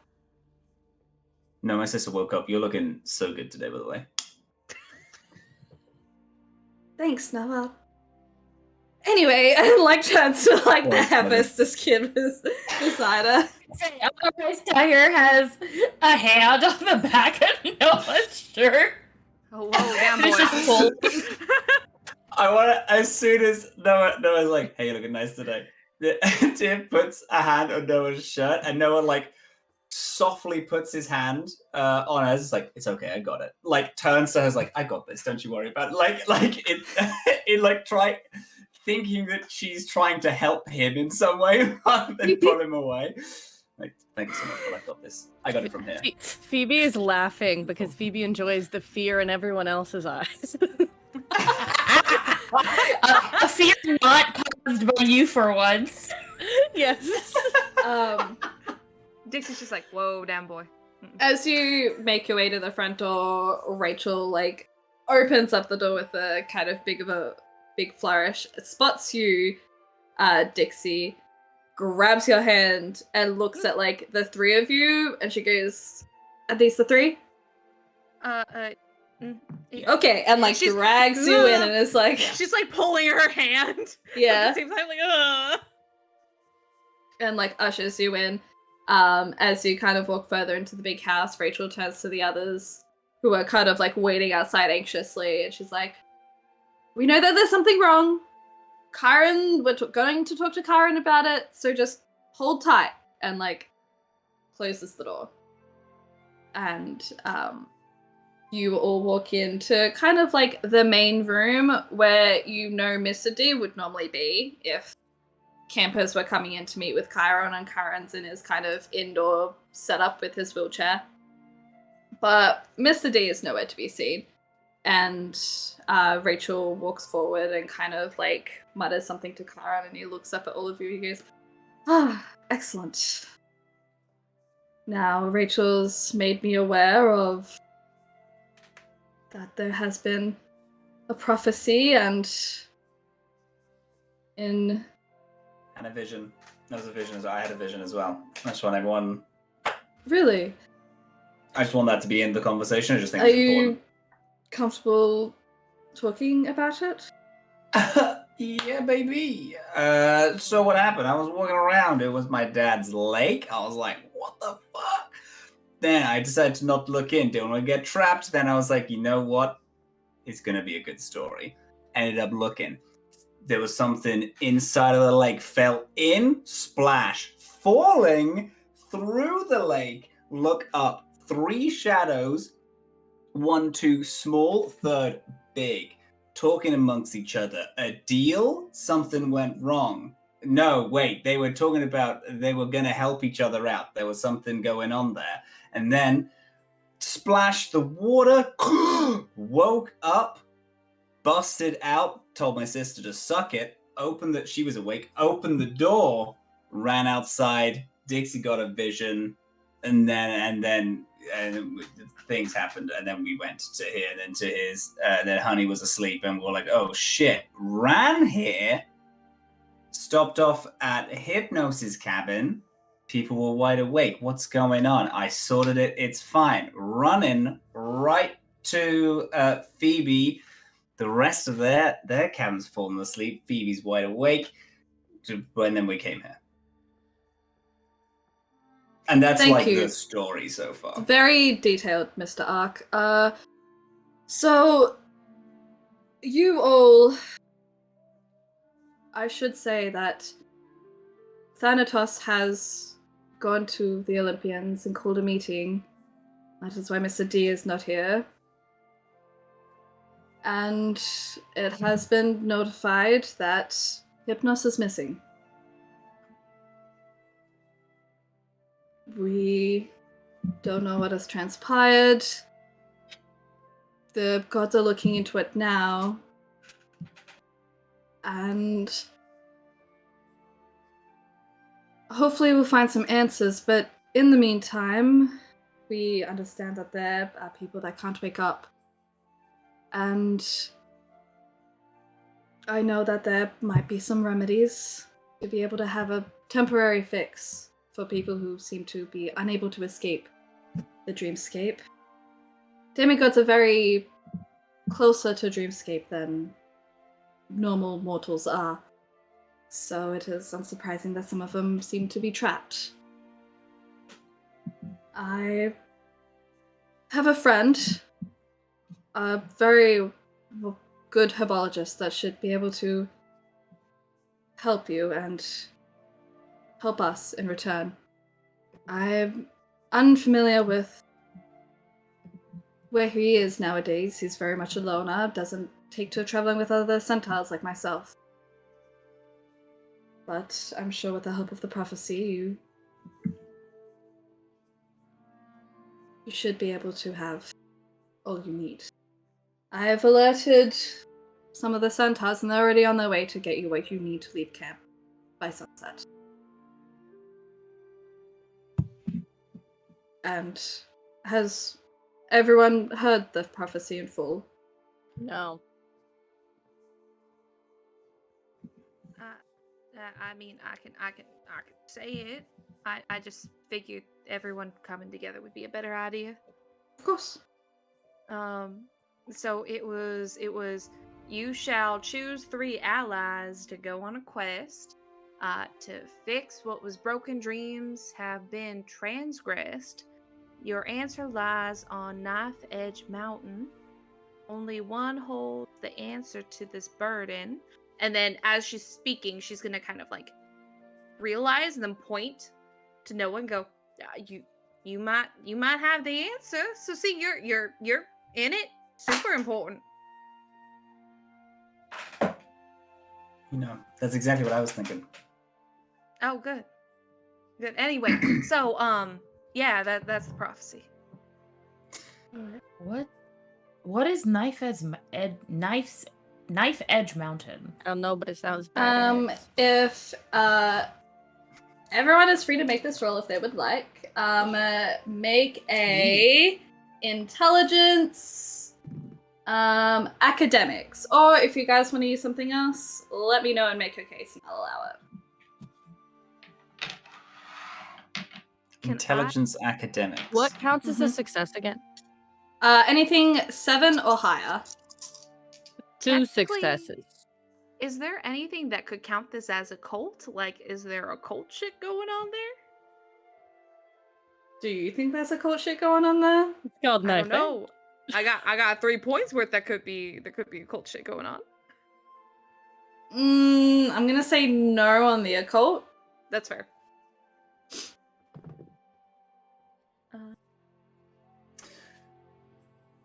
Okay, so is there? They can also use survival too, if people would like. There's survival. Yes. Yes, please. Now, is there any chance in Mhm. the world Mm-hmm. that Noah would have a photograph of this mountain, or is that just absolutely impossible? Where? Literally exclusively because I have 5 pips in photography. Yeah, 5 pip. Roll a d10 for me. 2. You think about like all the photos that are in your camera. You don't think you've been on any like mountains recently. It's mainly been beaches, very aesthetic backdrops. Nothing mountainous as of recent. Alright. If we're to intelligence academics, then I got 2 successes. I got 9 and an 8. Oh, that's a lie, because I got 2 1s as well. So that's 4 failures. So that's -2. Alright. I got a buttload of successes. I got 4, 5, 6. I got 6 regular successes, a critical success. That's 8 successes plus my epic success, so 9 successes total, no ones. Alright. And Abby? Phoebe? I got 2 successes. 2 successes? Alright. And I got stuff too. You're not gonna believe me though. Hmm? With rolling my crits and having my epics, I got 17 successes. Jesus. No way. Wait, math. I did! I did not roll a single thing under 8, and then like a handful of them were 10. Oh my days. Oh my God. I How cannot many dice roll. did you roll? So survival is 5, and then I have 3 pips I have to roll, but then I have 4 automatic successes. Oh, Intelligence. damn. That's awesome. Hey, do you guys Alright. know where Knife Edge Mountain is? Do I know? I fucking know live everything there. about. I've seen so Alright. many documentaries, so many murders. Hyperfixation on Knife Edge Mountain. Tahir and Dixie, you both know. Tahir, you know because you actually know about this trail. There is a mountain in Maine called the Knife Edge Trail. Very well known for its rocky cliff face that is quite sharp, which has been given the nickname Knife Edge Trail. It's Katahdin Mountain in Maine. Can you please spell that out? I can. Katahdin. I'll also put it in the chat. Thank you. 1 skrillion successes later. Alright.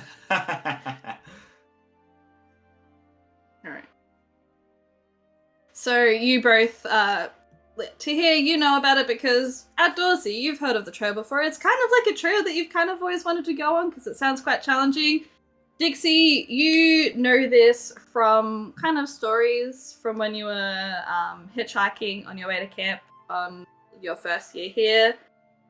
You went with a lot of outdoorsy people because they were kind of like the most trustworthy to hitchhike with, and they talked about Knife Edge Trail and how they did it and how challenging it was, etc.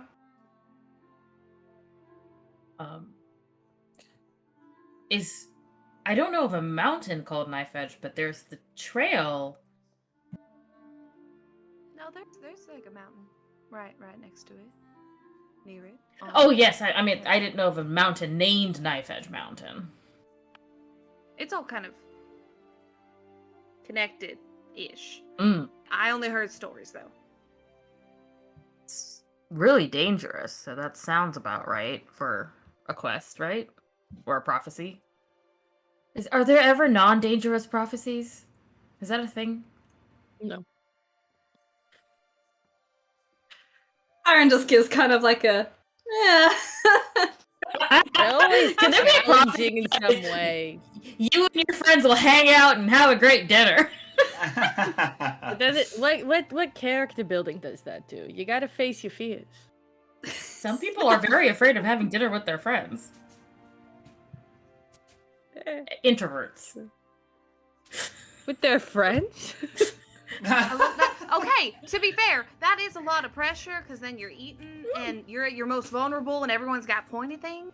I mean, if one bad word and if they go off and fork.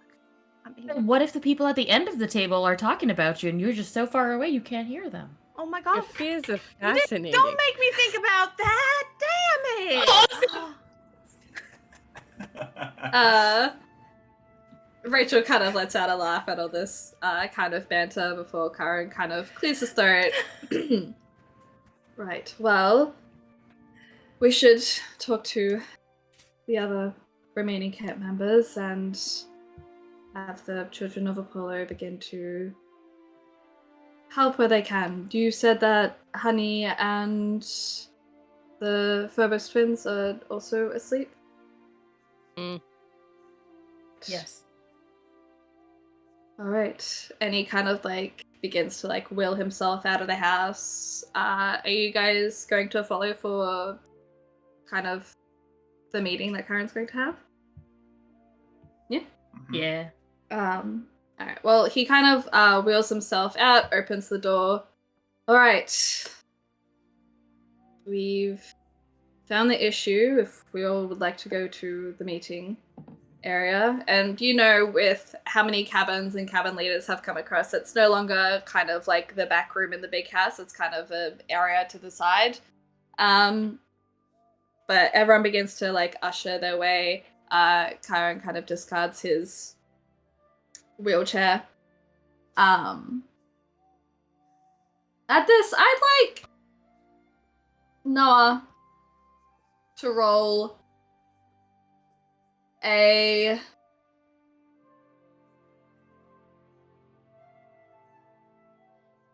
perception. Let's go with perception investigation.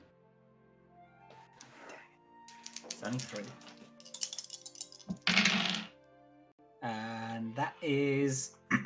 what is it to beat? Is it 7? 7 or higher. 2 then. 2 successes. Yeah. You watch Chiron stand up. The height difference between Chiron and the teenagers is very familiar.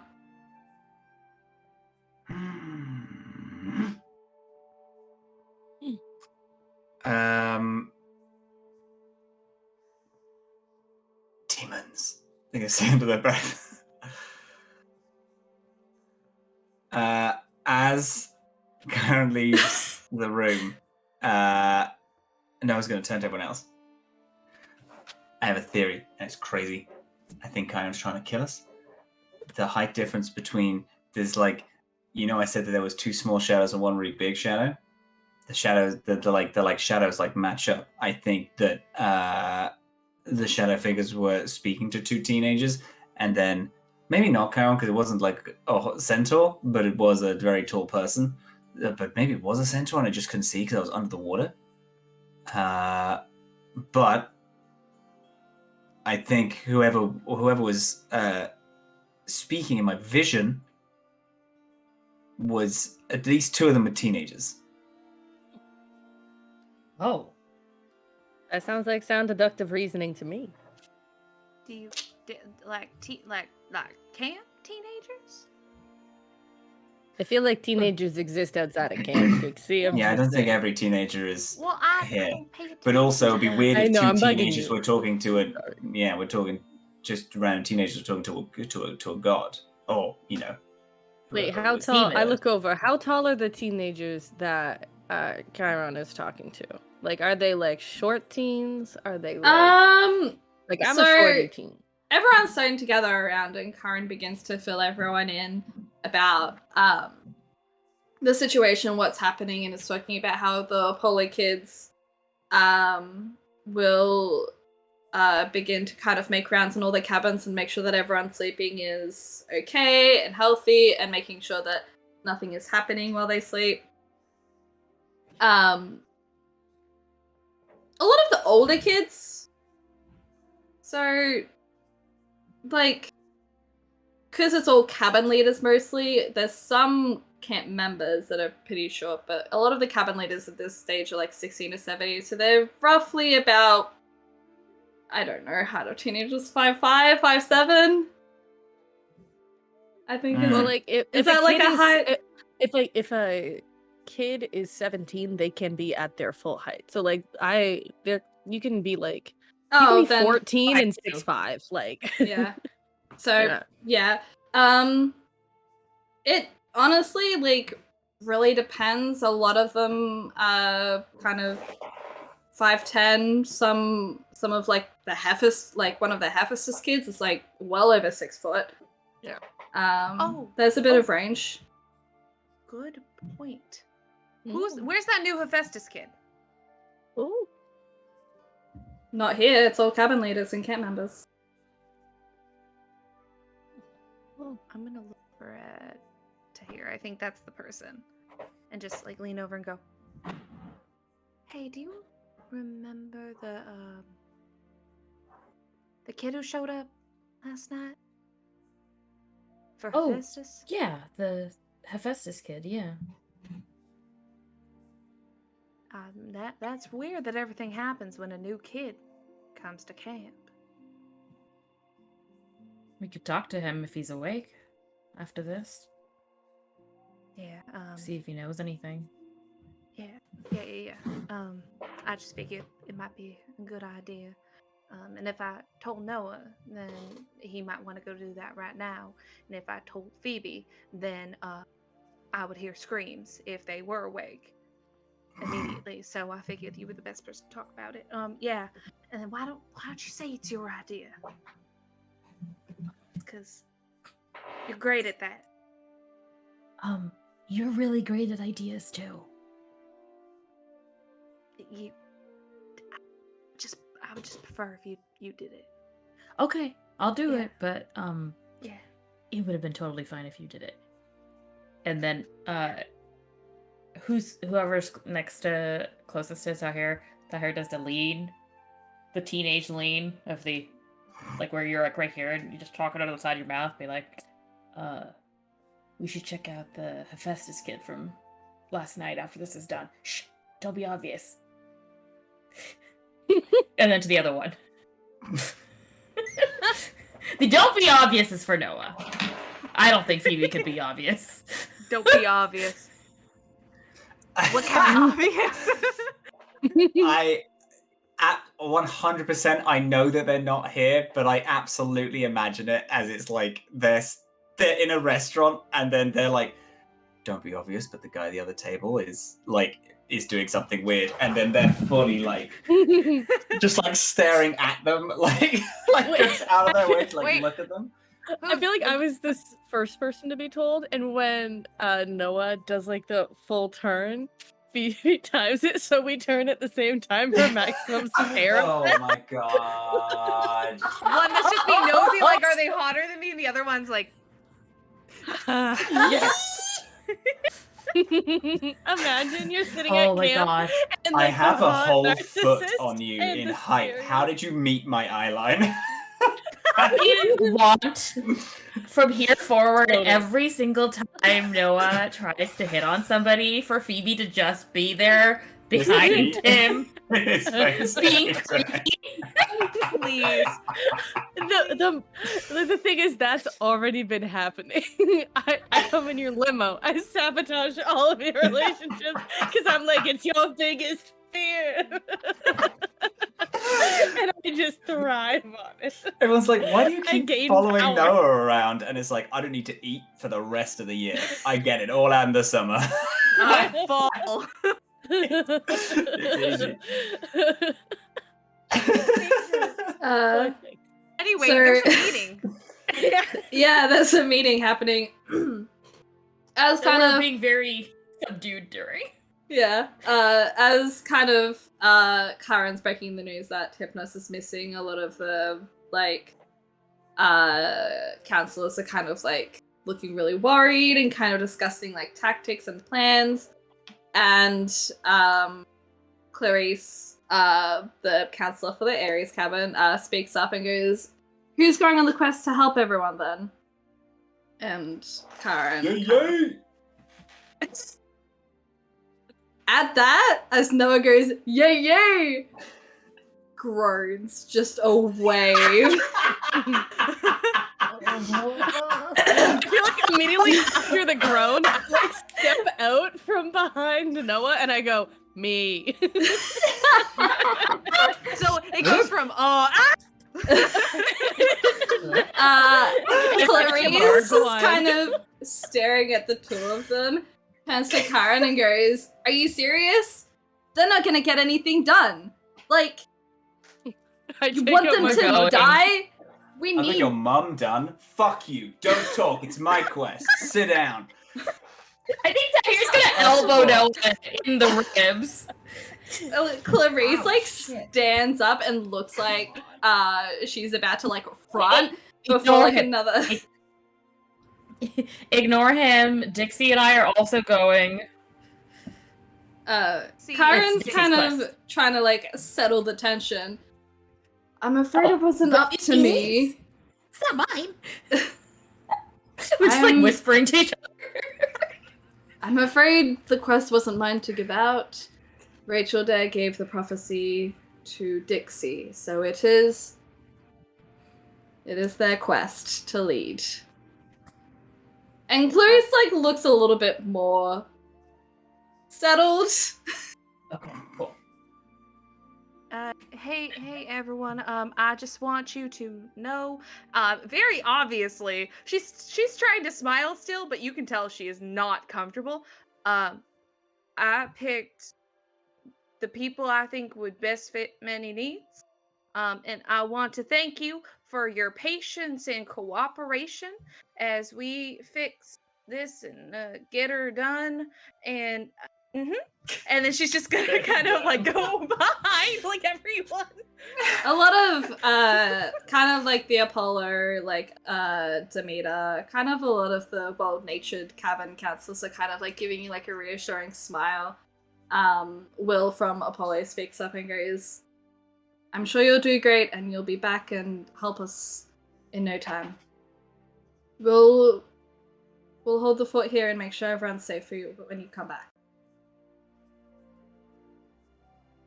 And I think I speak for everyone here and kind of makes a point and look at Clarice, who's kind of grumbling a little bit, but also agreeing that if that's what the prophecy requires, then we're behind you on it. DM question. Yes. Am I allowed to use one of my epic knacks for the camp? I have rumor mill and so I can just come up with the seed of a rumor and then it takes, and I want it specifically the rumor that I want to plant the seed that someone's "Oh no, did you hear? They're gonna be so good."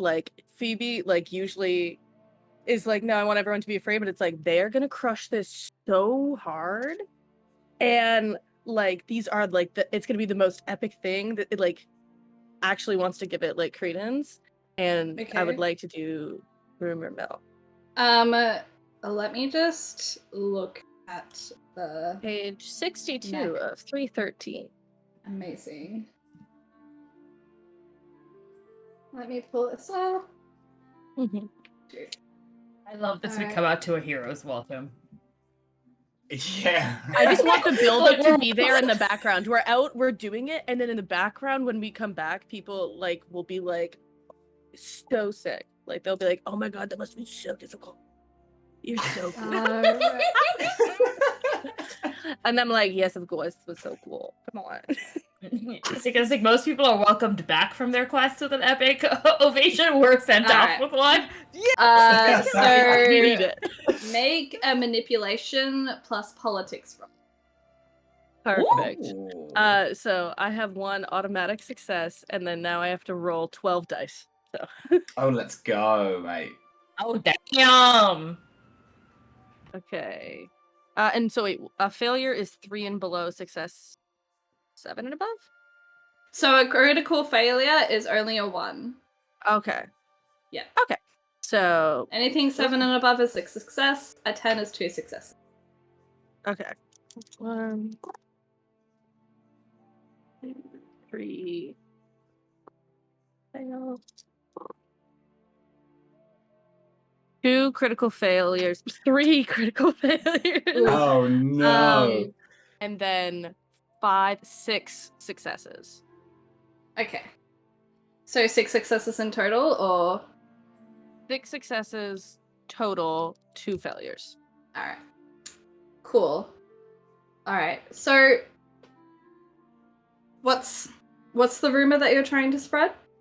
That it is a challenging quest, and kind of I wanted to slip in like, oh, mysterious backstory vibe of like hints of the real of like, oh, it's like the dream, it's just like, oh, things lined up just too much. Did you hear that like they stepped out at the same time, like just heightening the real thing that happened? And then that did you hear that if one time the people from all these cabins did come together, their quest would be the most difficult, and so everyone should give them like the best send off so that they are set up for success and they are truly like, this will be a grand tale, and you want to be a part of that. You want to get on their good side because they're gonna be so famous when they come back.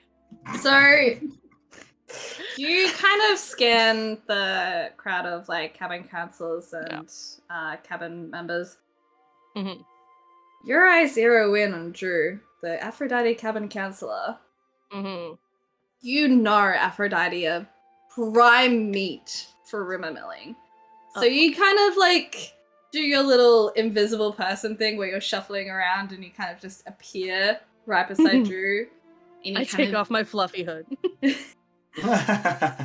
You kind of like put on your gossip voice, which attracts Aphrodite kids like no tomorrow, and kind of like whispering. And as kind of there's a bit more discussion going around about what kind of the roster for PotalPartyKiss taking care, who's gonna help, who's gonna do the new guard roster now that half of camp's out of commission.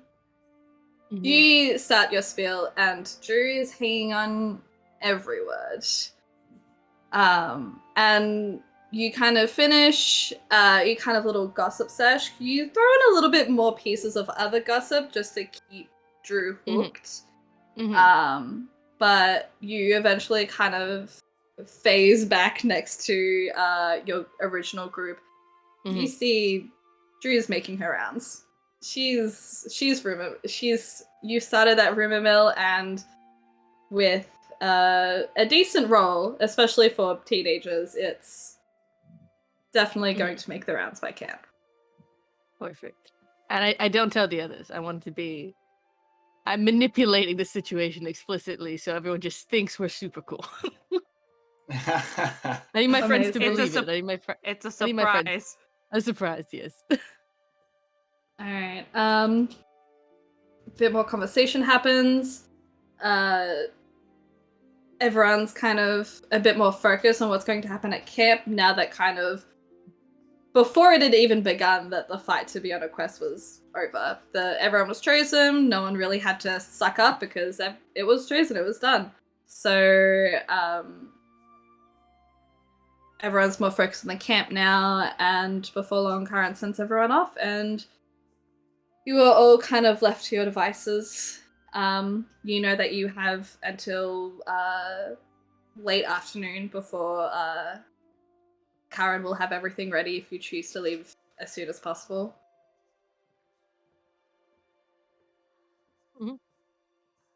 You will also know just by like quests and how many have happened is outside of kind of noticeable landmarks. If there's not really an easy way to get to it, you guys will be dropped off at Grand Central Station, and from there. Okay. So you guys have.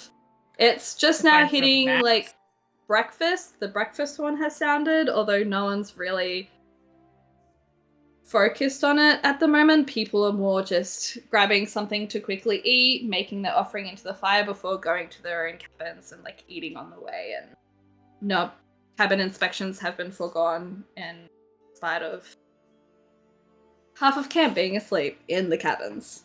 So you have most of the day to do what you would like. Where's the place in camp to get access to maps? Probably either the Athena cabin or the Hermes cabin. Okay. I think that's what Tahir's gonna focus on, is trying to get a route picked out for us, because we gotta figure out how to get from Grand Central Station to Maine. Yeah. I mean, unless and I think Tahir will look at Noah and be like, "Are you rich enough to for us to take a cab all the way out to Maine?" Am I? No, I'm not. I don't have access to. My assets are all like liquid. I do a lot of stuff with crypto, so it's all kind of like all up in the air. Liquid means you opposite of have liquid. money. Yeah. Liquid means you have the money. You mean your assets? No, but it's tied all up. like it's all like it's all, you know, it's all like it's you know. It's running through your hands like liquid, so you can't have any hold on it. Yeah, I because it can't hold doesn't- on to it. It's like, you know. You don't have any. Okay, You- that's or you not spend not it liquid. right No, I have money. It's just like you know what I mean? Not real. It's liquid. It's there, but it's not there. Like I can't touch it. It's all like a thing. Wait, but money isn't liquid. It's solid or metal, paper, credit card. See, they get it. It's kind of No, like, Noah read an No. article about NFTs. And here we are. I drew this Listen, monkey. I have 3 It's monkeys. worth $50 million. Yeah, actually, I have 3. I have 3 board monkeys, and I bought them for $500,000 each. Did he Now they're screenshot worth them? like $10, but at the time they were worth like loads. So it was really cool. Paris Hilton Anyway. bought mine. To hear. Where do you decide to go? You have the choice between Hermes or Athena if you want to look kind of for maps and transportation routes and. I think Athena. Athena? Alright. You make your way to the Athena cabin. Anybody else welcome to join, by the way. It's not just Tahir running around. Is anyone else joining to hear? I'm gonna go the Hephaestus kid. So Yeah. Alright. I'll join to the cabin since Noah still believes that they are the main character of this and is like, yeah, I mean, we should do some type of renaissance. It's a good idea. Alright. So you More make common your way. sense. I was waiting. I was waiting. No, I need to do Yeah, some like- renaissance. I need to do some renaissancing. like Leonardo DiCaprio. I truly. Leonardo, Michelangelo, Raphael, Shredder, all of the great Renaissance artists.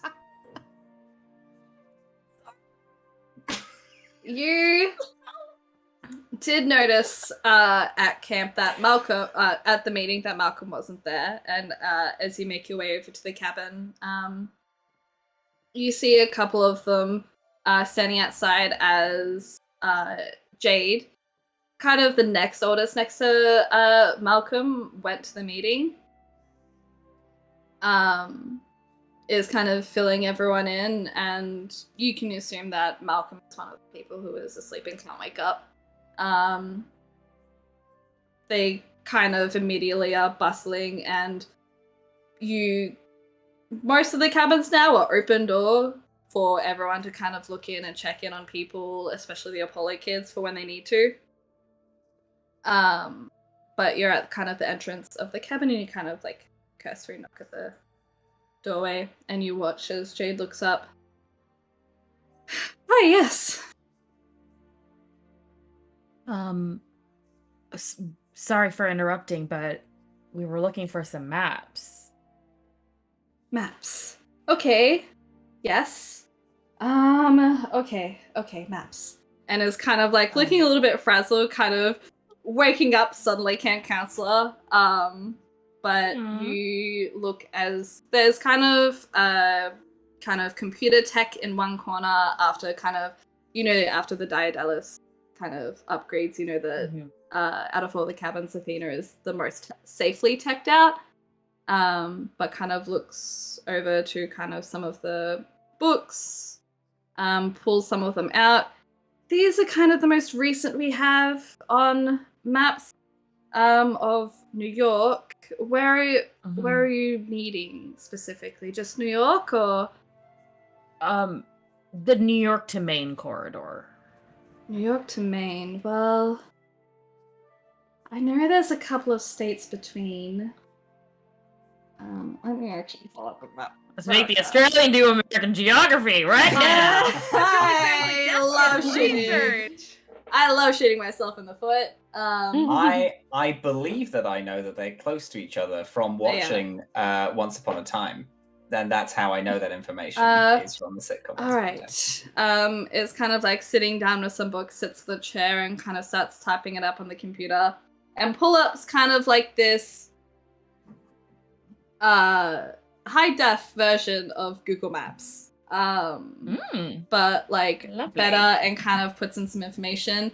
So, and like a bunch of different fruits pop up with kind of seemingly like green clouds scattered about. Okay, so this is kind of a new database that we've been working on.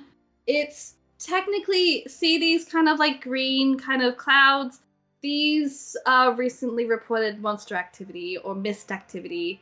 So it's still kind of in beta mode. It's still very finicky, but it seems like Boston is very heavy with monster activity at the moment. But if you want to maybe make it through Connecticut and then maybe around Massachusetts, it'll take you a little bit longer. But if you feel comfortable going through kind of monster activity, it's quicker to go through Massachusetts. But are you Noah, are you with Tahir? Yeah. Noah's like Do you have your shuffling around the room, yeah. Do you have your camera on you? Yeah, always.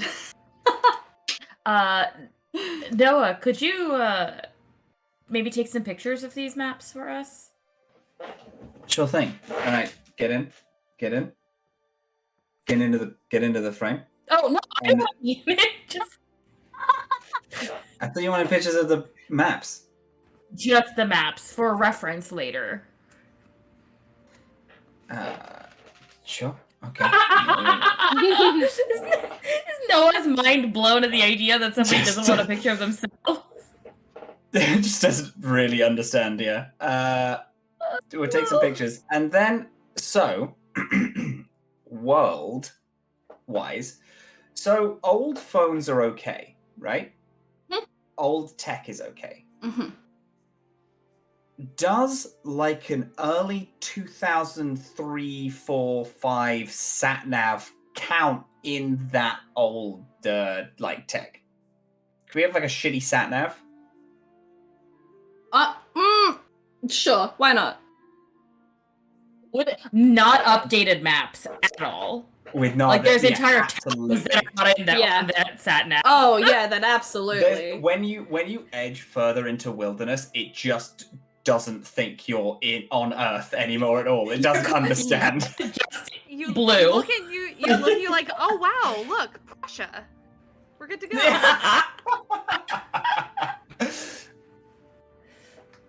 Amazing. Great. Do we have what one of? were they called Would back the? then? I think they were just called sat-navs. Oh, there's There's like tom-toms. a- We had there's- tom-toms in the UK. Someone who doesn't exist Yes. anymore, basically. Let's Um, get an old ass Tom. do you have like Or a Tam tom-tom? Tam. Tim? Or Tim Tam? Tim Tam in this Or world. Tim Tam? Do you have Tim Tams? The Tim Tam maps? The Tim Tam maps. Sorry, repeat that. The Tim Tam, the sat nav, the little thing with tells you where you're going. Your GPS. Oh, God. And kind of like they're kind of on a rolly chair, and they're kind of like looking up at kind of their like books. I would ask Hephaestus' cabin, maybe. The only tech we have is here and what we get from the Daedalus blueprints. So, Okay. or Hermes' Um, cabin. I know they have some old tech that they like to fiddle with. Well, Dixie's But- already going to the asbestos Yeah. cabin, They're- right? They're already there, yep. Logically, would we have each other's phone numbers? Can Noah just text Dixie, can you pick up a sat-nav Yeah, from asbestos? you would, Okay. and then you're gonna get a text back that says, "Who this?" How many phone numbers emoji. does Noah actually have in his phone? Loads, but they are all like loads, but he got one person's phone number and then one night was like, surely if I just type in other numbers, I am gonna come across a girl's number. So just changed the last number by one and saved it and just kind of went down. the Wait, is that line. how you got Dixie's number? Yes, 100%. 100%. Was just texting random numbers, and then eventually Dixie was like, "Yeah, no, I'm at the same camp." I was like, "Oh, sick." And then she was creepy, and it's like, oh, okay, no thanks. But no, legit, like there's past messages of us texting, but then you get, "Who's this?" But every message chain starts with, "Who is this?" And it's like, Yes. Noah. Oh, okay. Oh, okay. Dixie has never saved your number. No, Ever. Yeah. no. Same with everyone who has Noah's phone. No one has ever saved his numbers. This is I think getting a little sad. Amazing. This is normal text etiquette.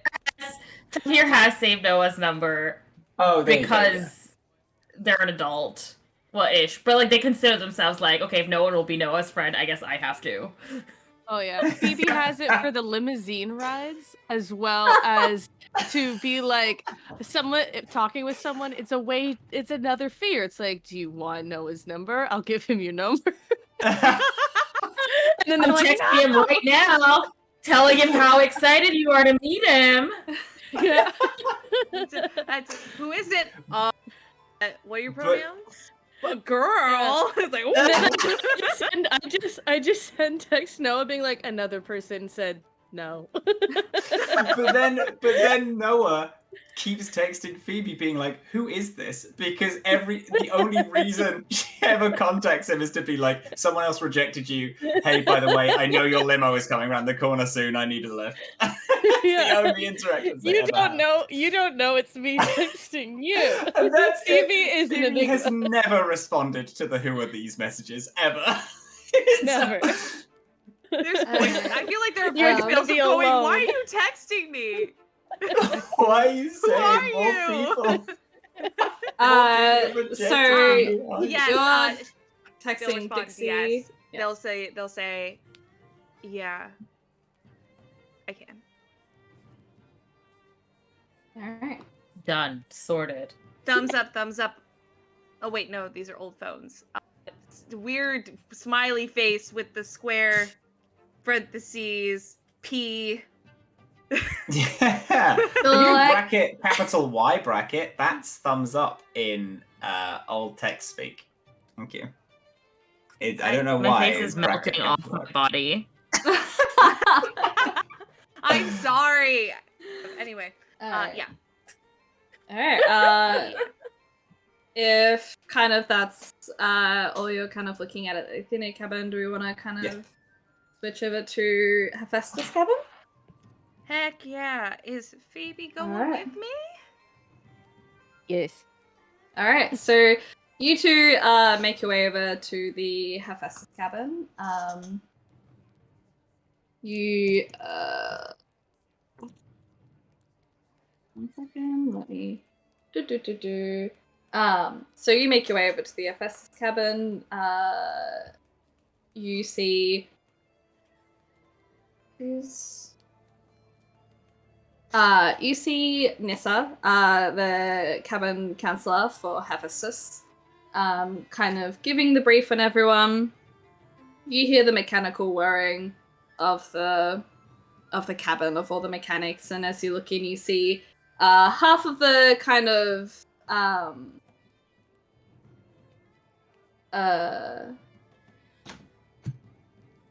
what are they called? The built-in wall beds. Half of them have been folded up, half of them are still folded down with some of the camp members fast asleep, and with the racket in here and all the drilling and the mechanical whirring, it's... You know that if these kids aren't waking up in the Hephaestus cabin, no one's waking up anywhere. But Nissa sees you two walking over. Oh, hey guys, what can I do for you? Dixie has very much, you can tell, is like smiling, but Phoebe can tell she's kind of uncomfortable. She's like, We're here to check in on the new kid. Oh, well, they're asleep, so... Yeah. Is there a reason? I'm not sure. Is there a reason we're doing this, Dixie? yeah, basically, I was just curious because everything kind of happened when they got here, so I wanted to make sure, one, they were okay, but two, based off of the small amount of information we have, to see if maybe they can help us. Well, Are they're they, like- asleep. Oh, asleep, yeah. Great first summer at camp for them. And, like, she seems, like, really, like, a little bit upset about it. Well, hey, it'll be okay. We'll get this fixed real quick. Please, I just... And, like, you look over, you can make out the details now of where, like, Nis is looking at, and you see they're, like, only 12, 13. They're still, like, young. At the precipice of the claiming, limit that was set a few years ago. Mm-hmm. Got it. Okay, well, So- do you know their name? Oh, yes, so the name was Amber.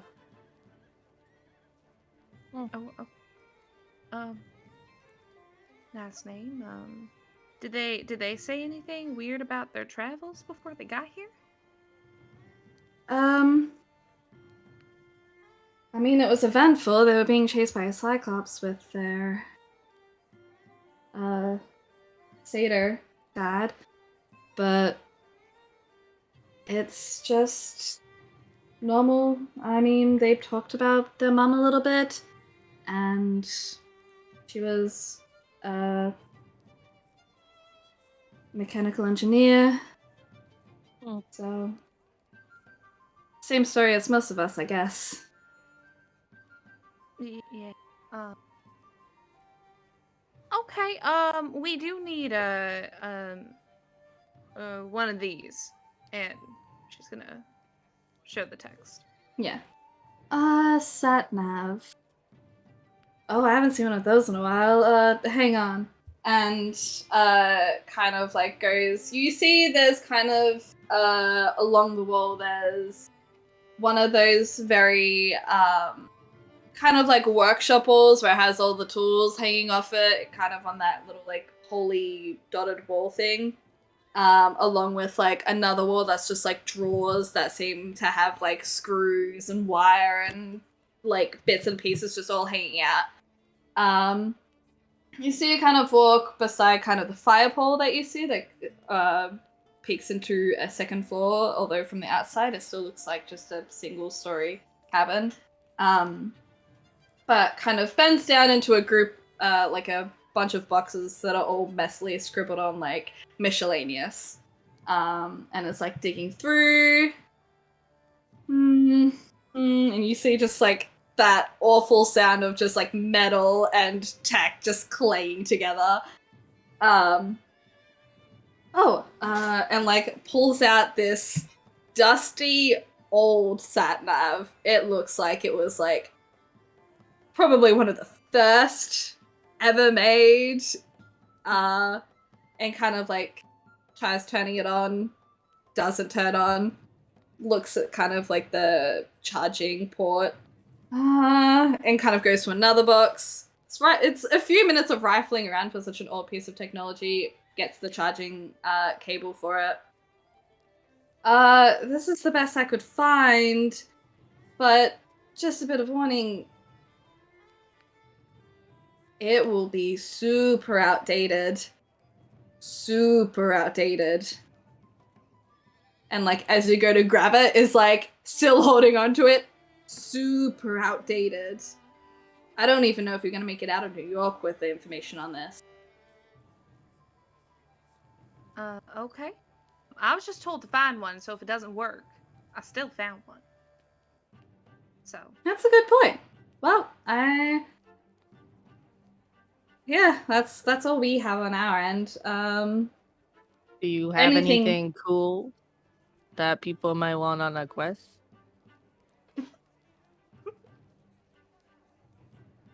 Roll me a pick a choice between either charisma or manipulation with either command or empathy. Is there empathy and manipulation? I'm set. Okay. Oh my god, you're such an empath.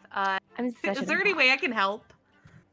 Yeah, you can help. You can make another roll, and any successes go on to Phoebe's roll. Is it the same? Am I rolling the same things? Yeah, you can't roll the same thing. You have to roll something different. Okay, cool. Have an idea then. How are you helping in this instance? So in this situation, because I have a high appearance, she's cute, but mostly it's just like she has this consistently like dead eyes. Like she's sweet, but like when you look at her eyes, there's just like a lifelessness about it and a hopelessness. And you can tell she's really not feeling it right now. So this is more of like a plea for please anything you can give us. Please, sir, might I have some more? So yeah, I was thinking appearance. I don't. What? Eyes are haunted. Eyes are haunted. Yeah, so like kind of like they're kind of like milky. So like it's a little weird. Do I have to roll an ability or just an attribute? You have to roll an attribute with an ability.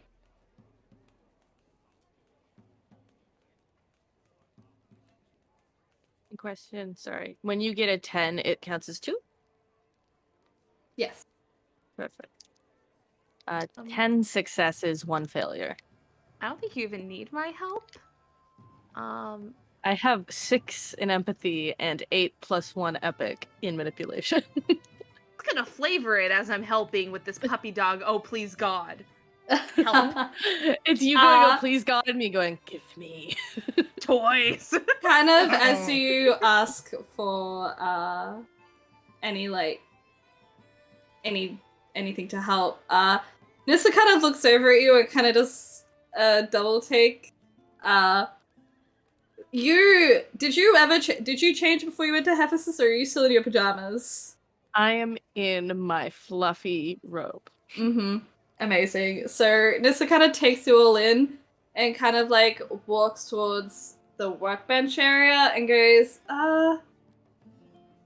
I guess, and kind of rifles through for a little bit before pulling out this kind of bowl. Kind of like a metallic bowl. And hands it over. I've been kind of flitting around with this. It's not perfect, but it works well enough. It's kind of like it happens on impact. It's a kind of catch net. You throw it, it impacts it, releases a net, and kind of traps whoever's in it. Nice. That's...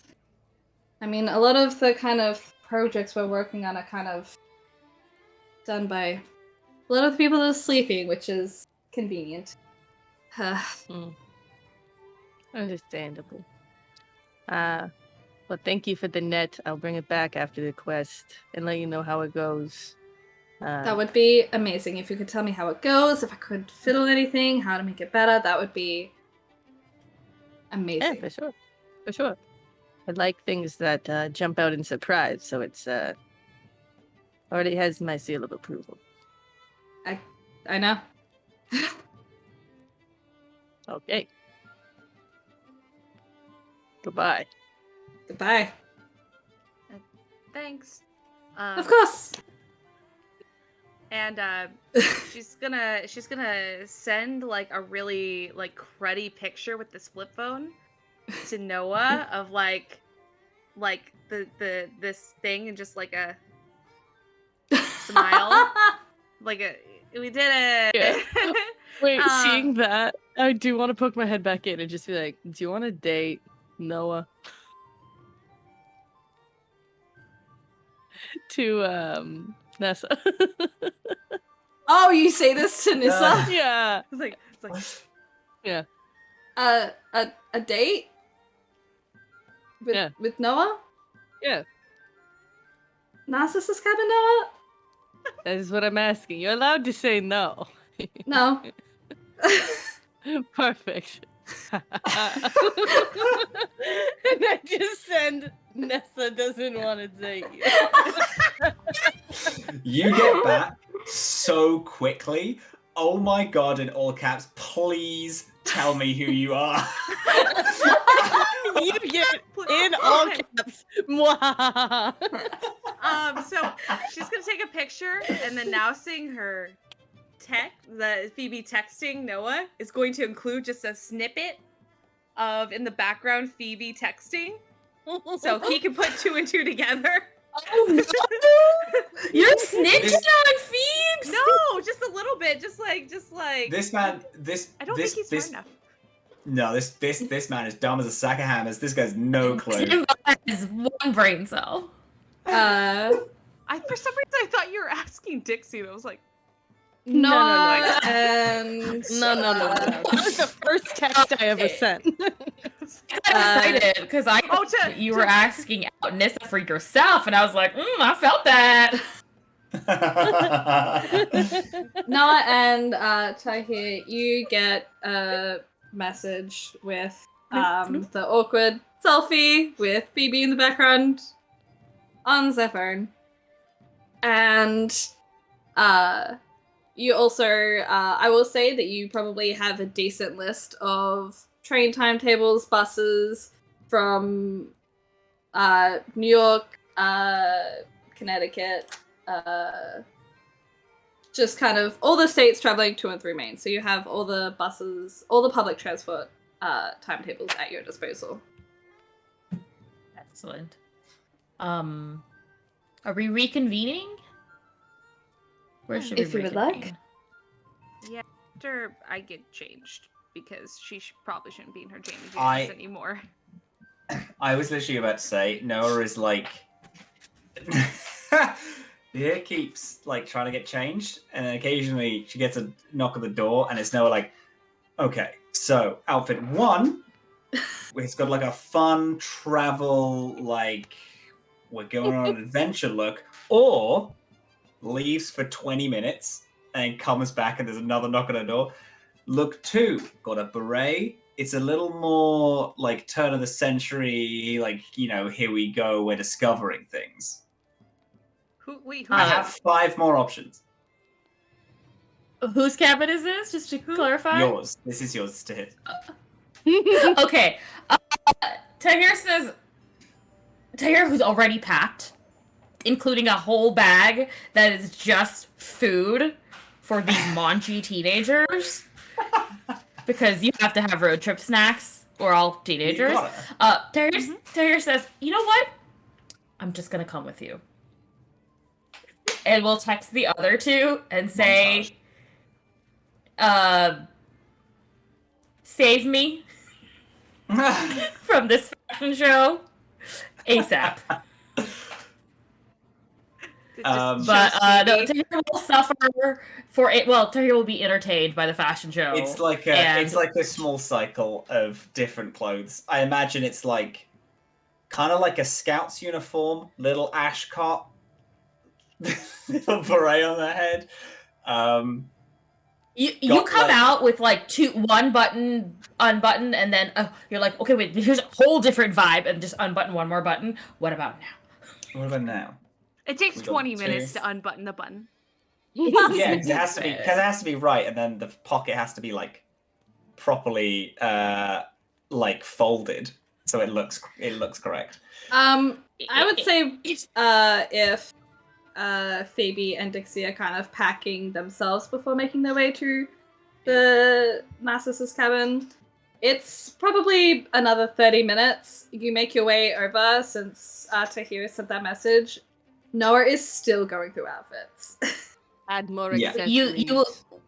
When you come over, you will see that every time Noah changes outfits, Tahir has been like selecting the only practical pieces from... Okay, Noah's gonna hate her, but Tahir has been like selecting and packing like things that are like waterproof and like have Vibram soles, so you don't fall off a cliff and die.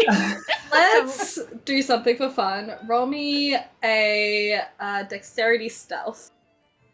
Me? No, Tahir, as Tahir. Because I'm packing for you. as they try to pack while you're distracted, like making up all these cool outfits for the quest. There's also like 6 different suitcases, and then when the other 2 end, Noah's like, okay, we have morning, afternoon, we have evening. All of these are casual. We have morning danger. We have Where's your afternoon toothbrush? danger. Yeah, 1 second. Where's your toothbrush? I got like 4 different toothbrushes. Do you think I look like this and don't care about oral hygiene? Show me that. Show me the green one. Tahir like runs off to grab the toothbrush. Dixie's gonna look over all of this mess and go, do you know what is normally hot? Impulsiveness. Don't think too much. Oh. Okay. I have 1 auto success. I can pack an impulsive suitcase. No, entirely. 6 successes. How many? 6. 6? I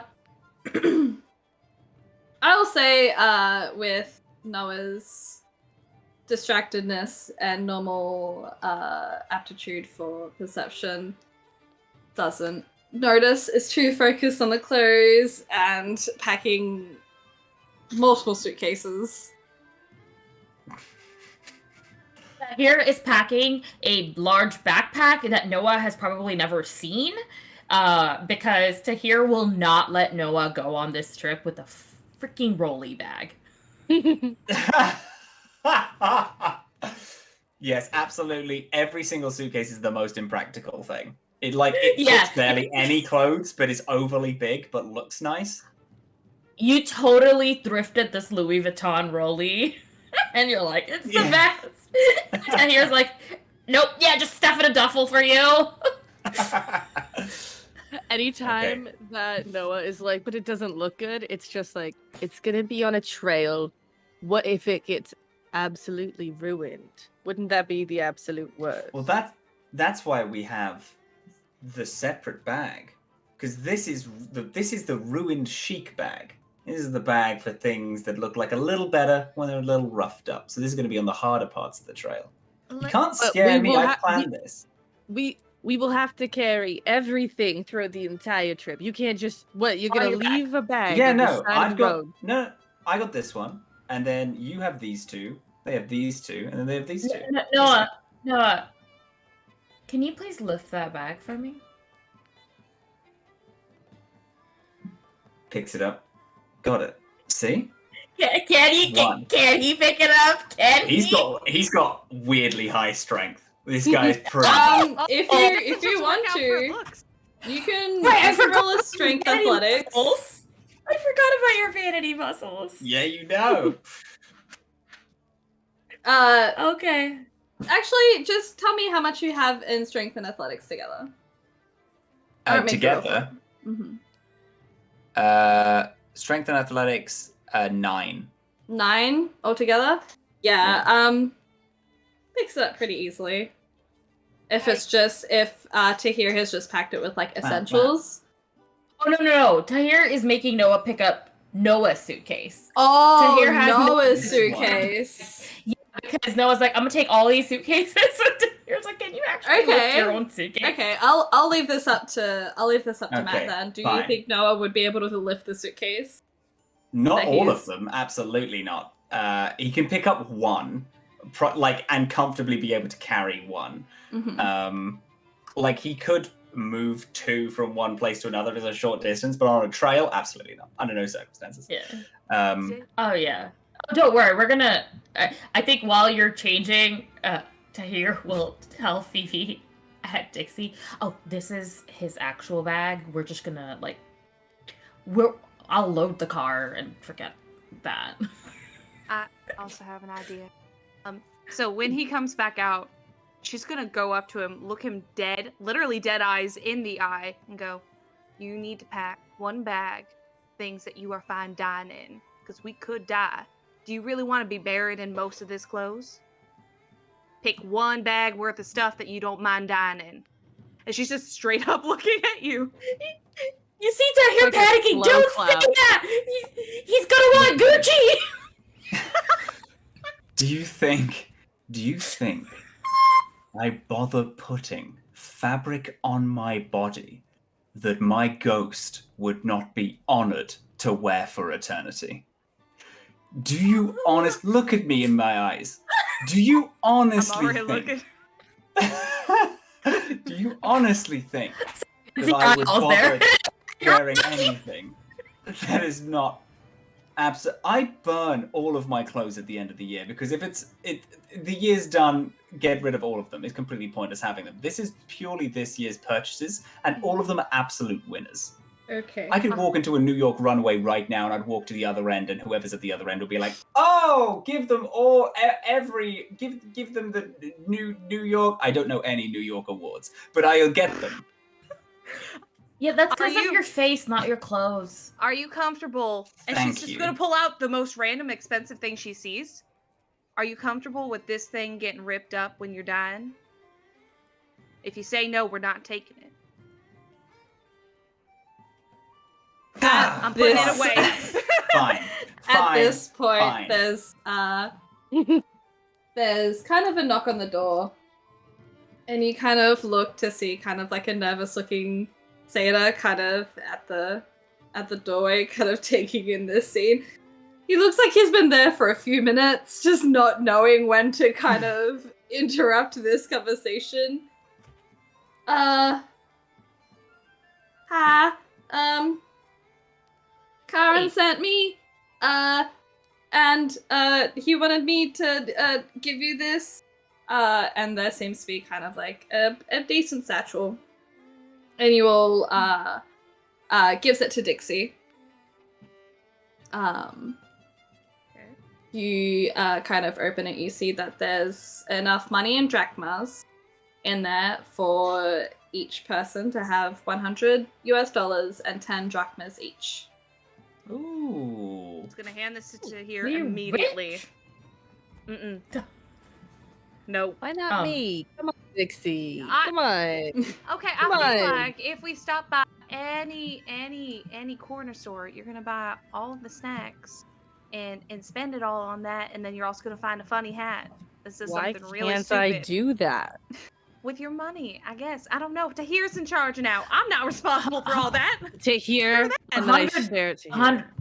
I want snacks. I got you covered. Tahir reaches into her bag and gives you a grilled cheese sandwich, but it's like fancy bread and like melty brie. Just out of your bag. Oh no, Tahir has a bag of snacks. But it's already like Also, Phoebe's Tahir, like breathing heavy, staring at the grilled cheese. Tahir has an endless vat of cheese, y'all. Any cheese you want. I will defend it demand. to the end of time. We'll see if I'm and lactose intolerant. After I am lactose intolerant. Oh no! I could be honey. as the by the time that you all have all like packed and conversed and kind of tried to talk no into packing sensibly, it is early afternoon now, probably around 1 to 2 p.m. God, what an efficient use of time. The the satyr is still at the door and kind of like speaks up nervously. Karen also wanted me to tell you that Butch, who you know is the Iris camp counselor, that Butch is gonna drive you to Grand Central Station whenever you want, but preferably before nightfall so that you're not attracting more monsters. I'm ready to go. Yeah, fine. This outfit will do, I guess. Here, look. Don't worry. No, I got your bag. Thank you. Finally, someone is playing the part. Yeah, I'm fine to leave. As like the satyr begins to like lead the way to the big house, goes like, oh, I almost forgot. And like hands Dixie again another another pat. Does Dixie make this face every time? This has what you see is nectar and ambrosia. So 5 squares of nectar, 5 squares of ambrosia with kind of another 5 kind of vials of nectar.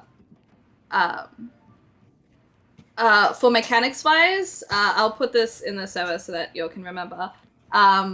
How I'm going to have nectar and ambrosia work is that when you drink or eat nectar or ambrosia, it will take off 1 of your health box.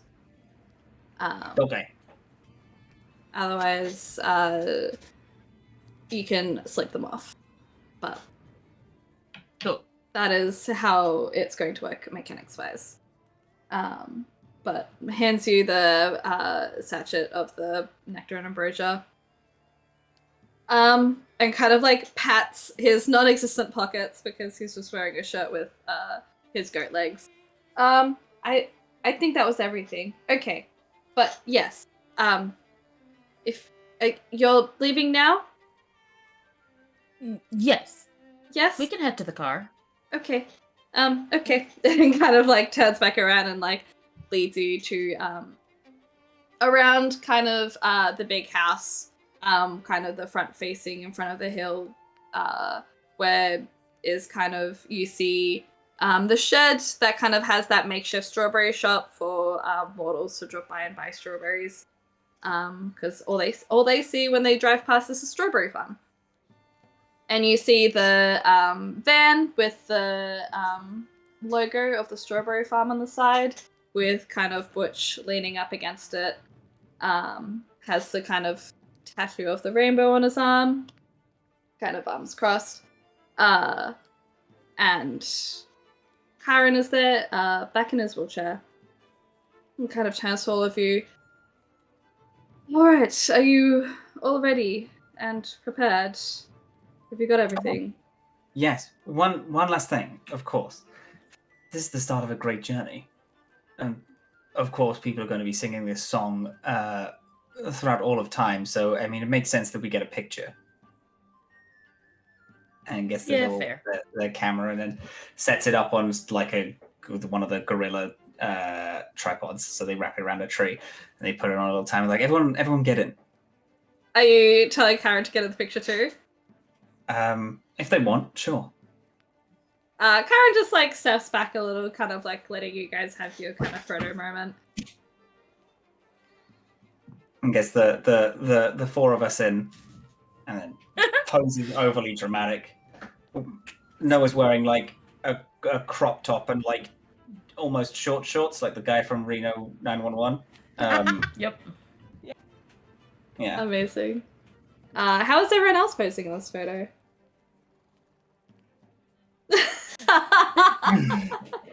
I am like an extra step to the side, so there's like an awkward space between me and everyone else, and I'm just like dead staring at the camera with like a hint of a smile. Yeah, The camera Tahir's just blurs laughing. slightly over that end, like a cryptid has been caught. Yeah, Amazing. there's like one of those when people were like, "Oh, it's a ghost orb." There's just like an odd flare, but there's like four behind me. I think Tahir was going to smile at the camera, but ends up laughing when Noah puffs his chest out. So is just like not looking at the camera because she's too busy cracking up. I think with the combination of everything happening and then Tahir laughing, I think she starts to laugh too. Like her shoulders are up and then she's kind of like covering half of her face, kind of facing towards the two of them, but like kind of like panned out to where like you could still see it. Yeah, I think it's a cute picture. Oh, a cute little candid moment. Very cute. Yeah. Alright, so you take the Thanks. picture. I love Phoebe with. Karen kind of bids you all good luck. And you all make your way into the van and begin setting off. Into the unknown. into New York, which might as well be into the unknown. That's And- ready in the news. That's where we're gonna end today's session, guys!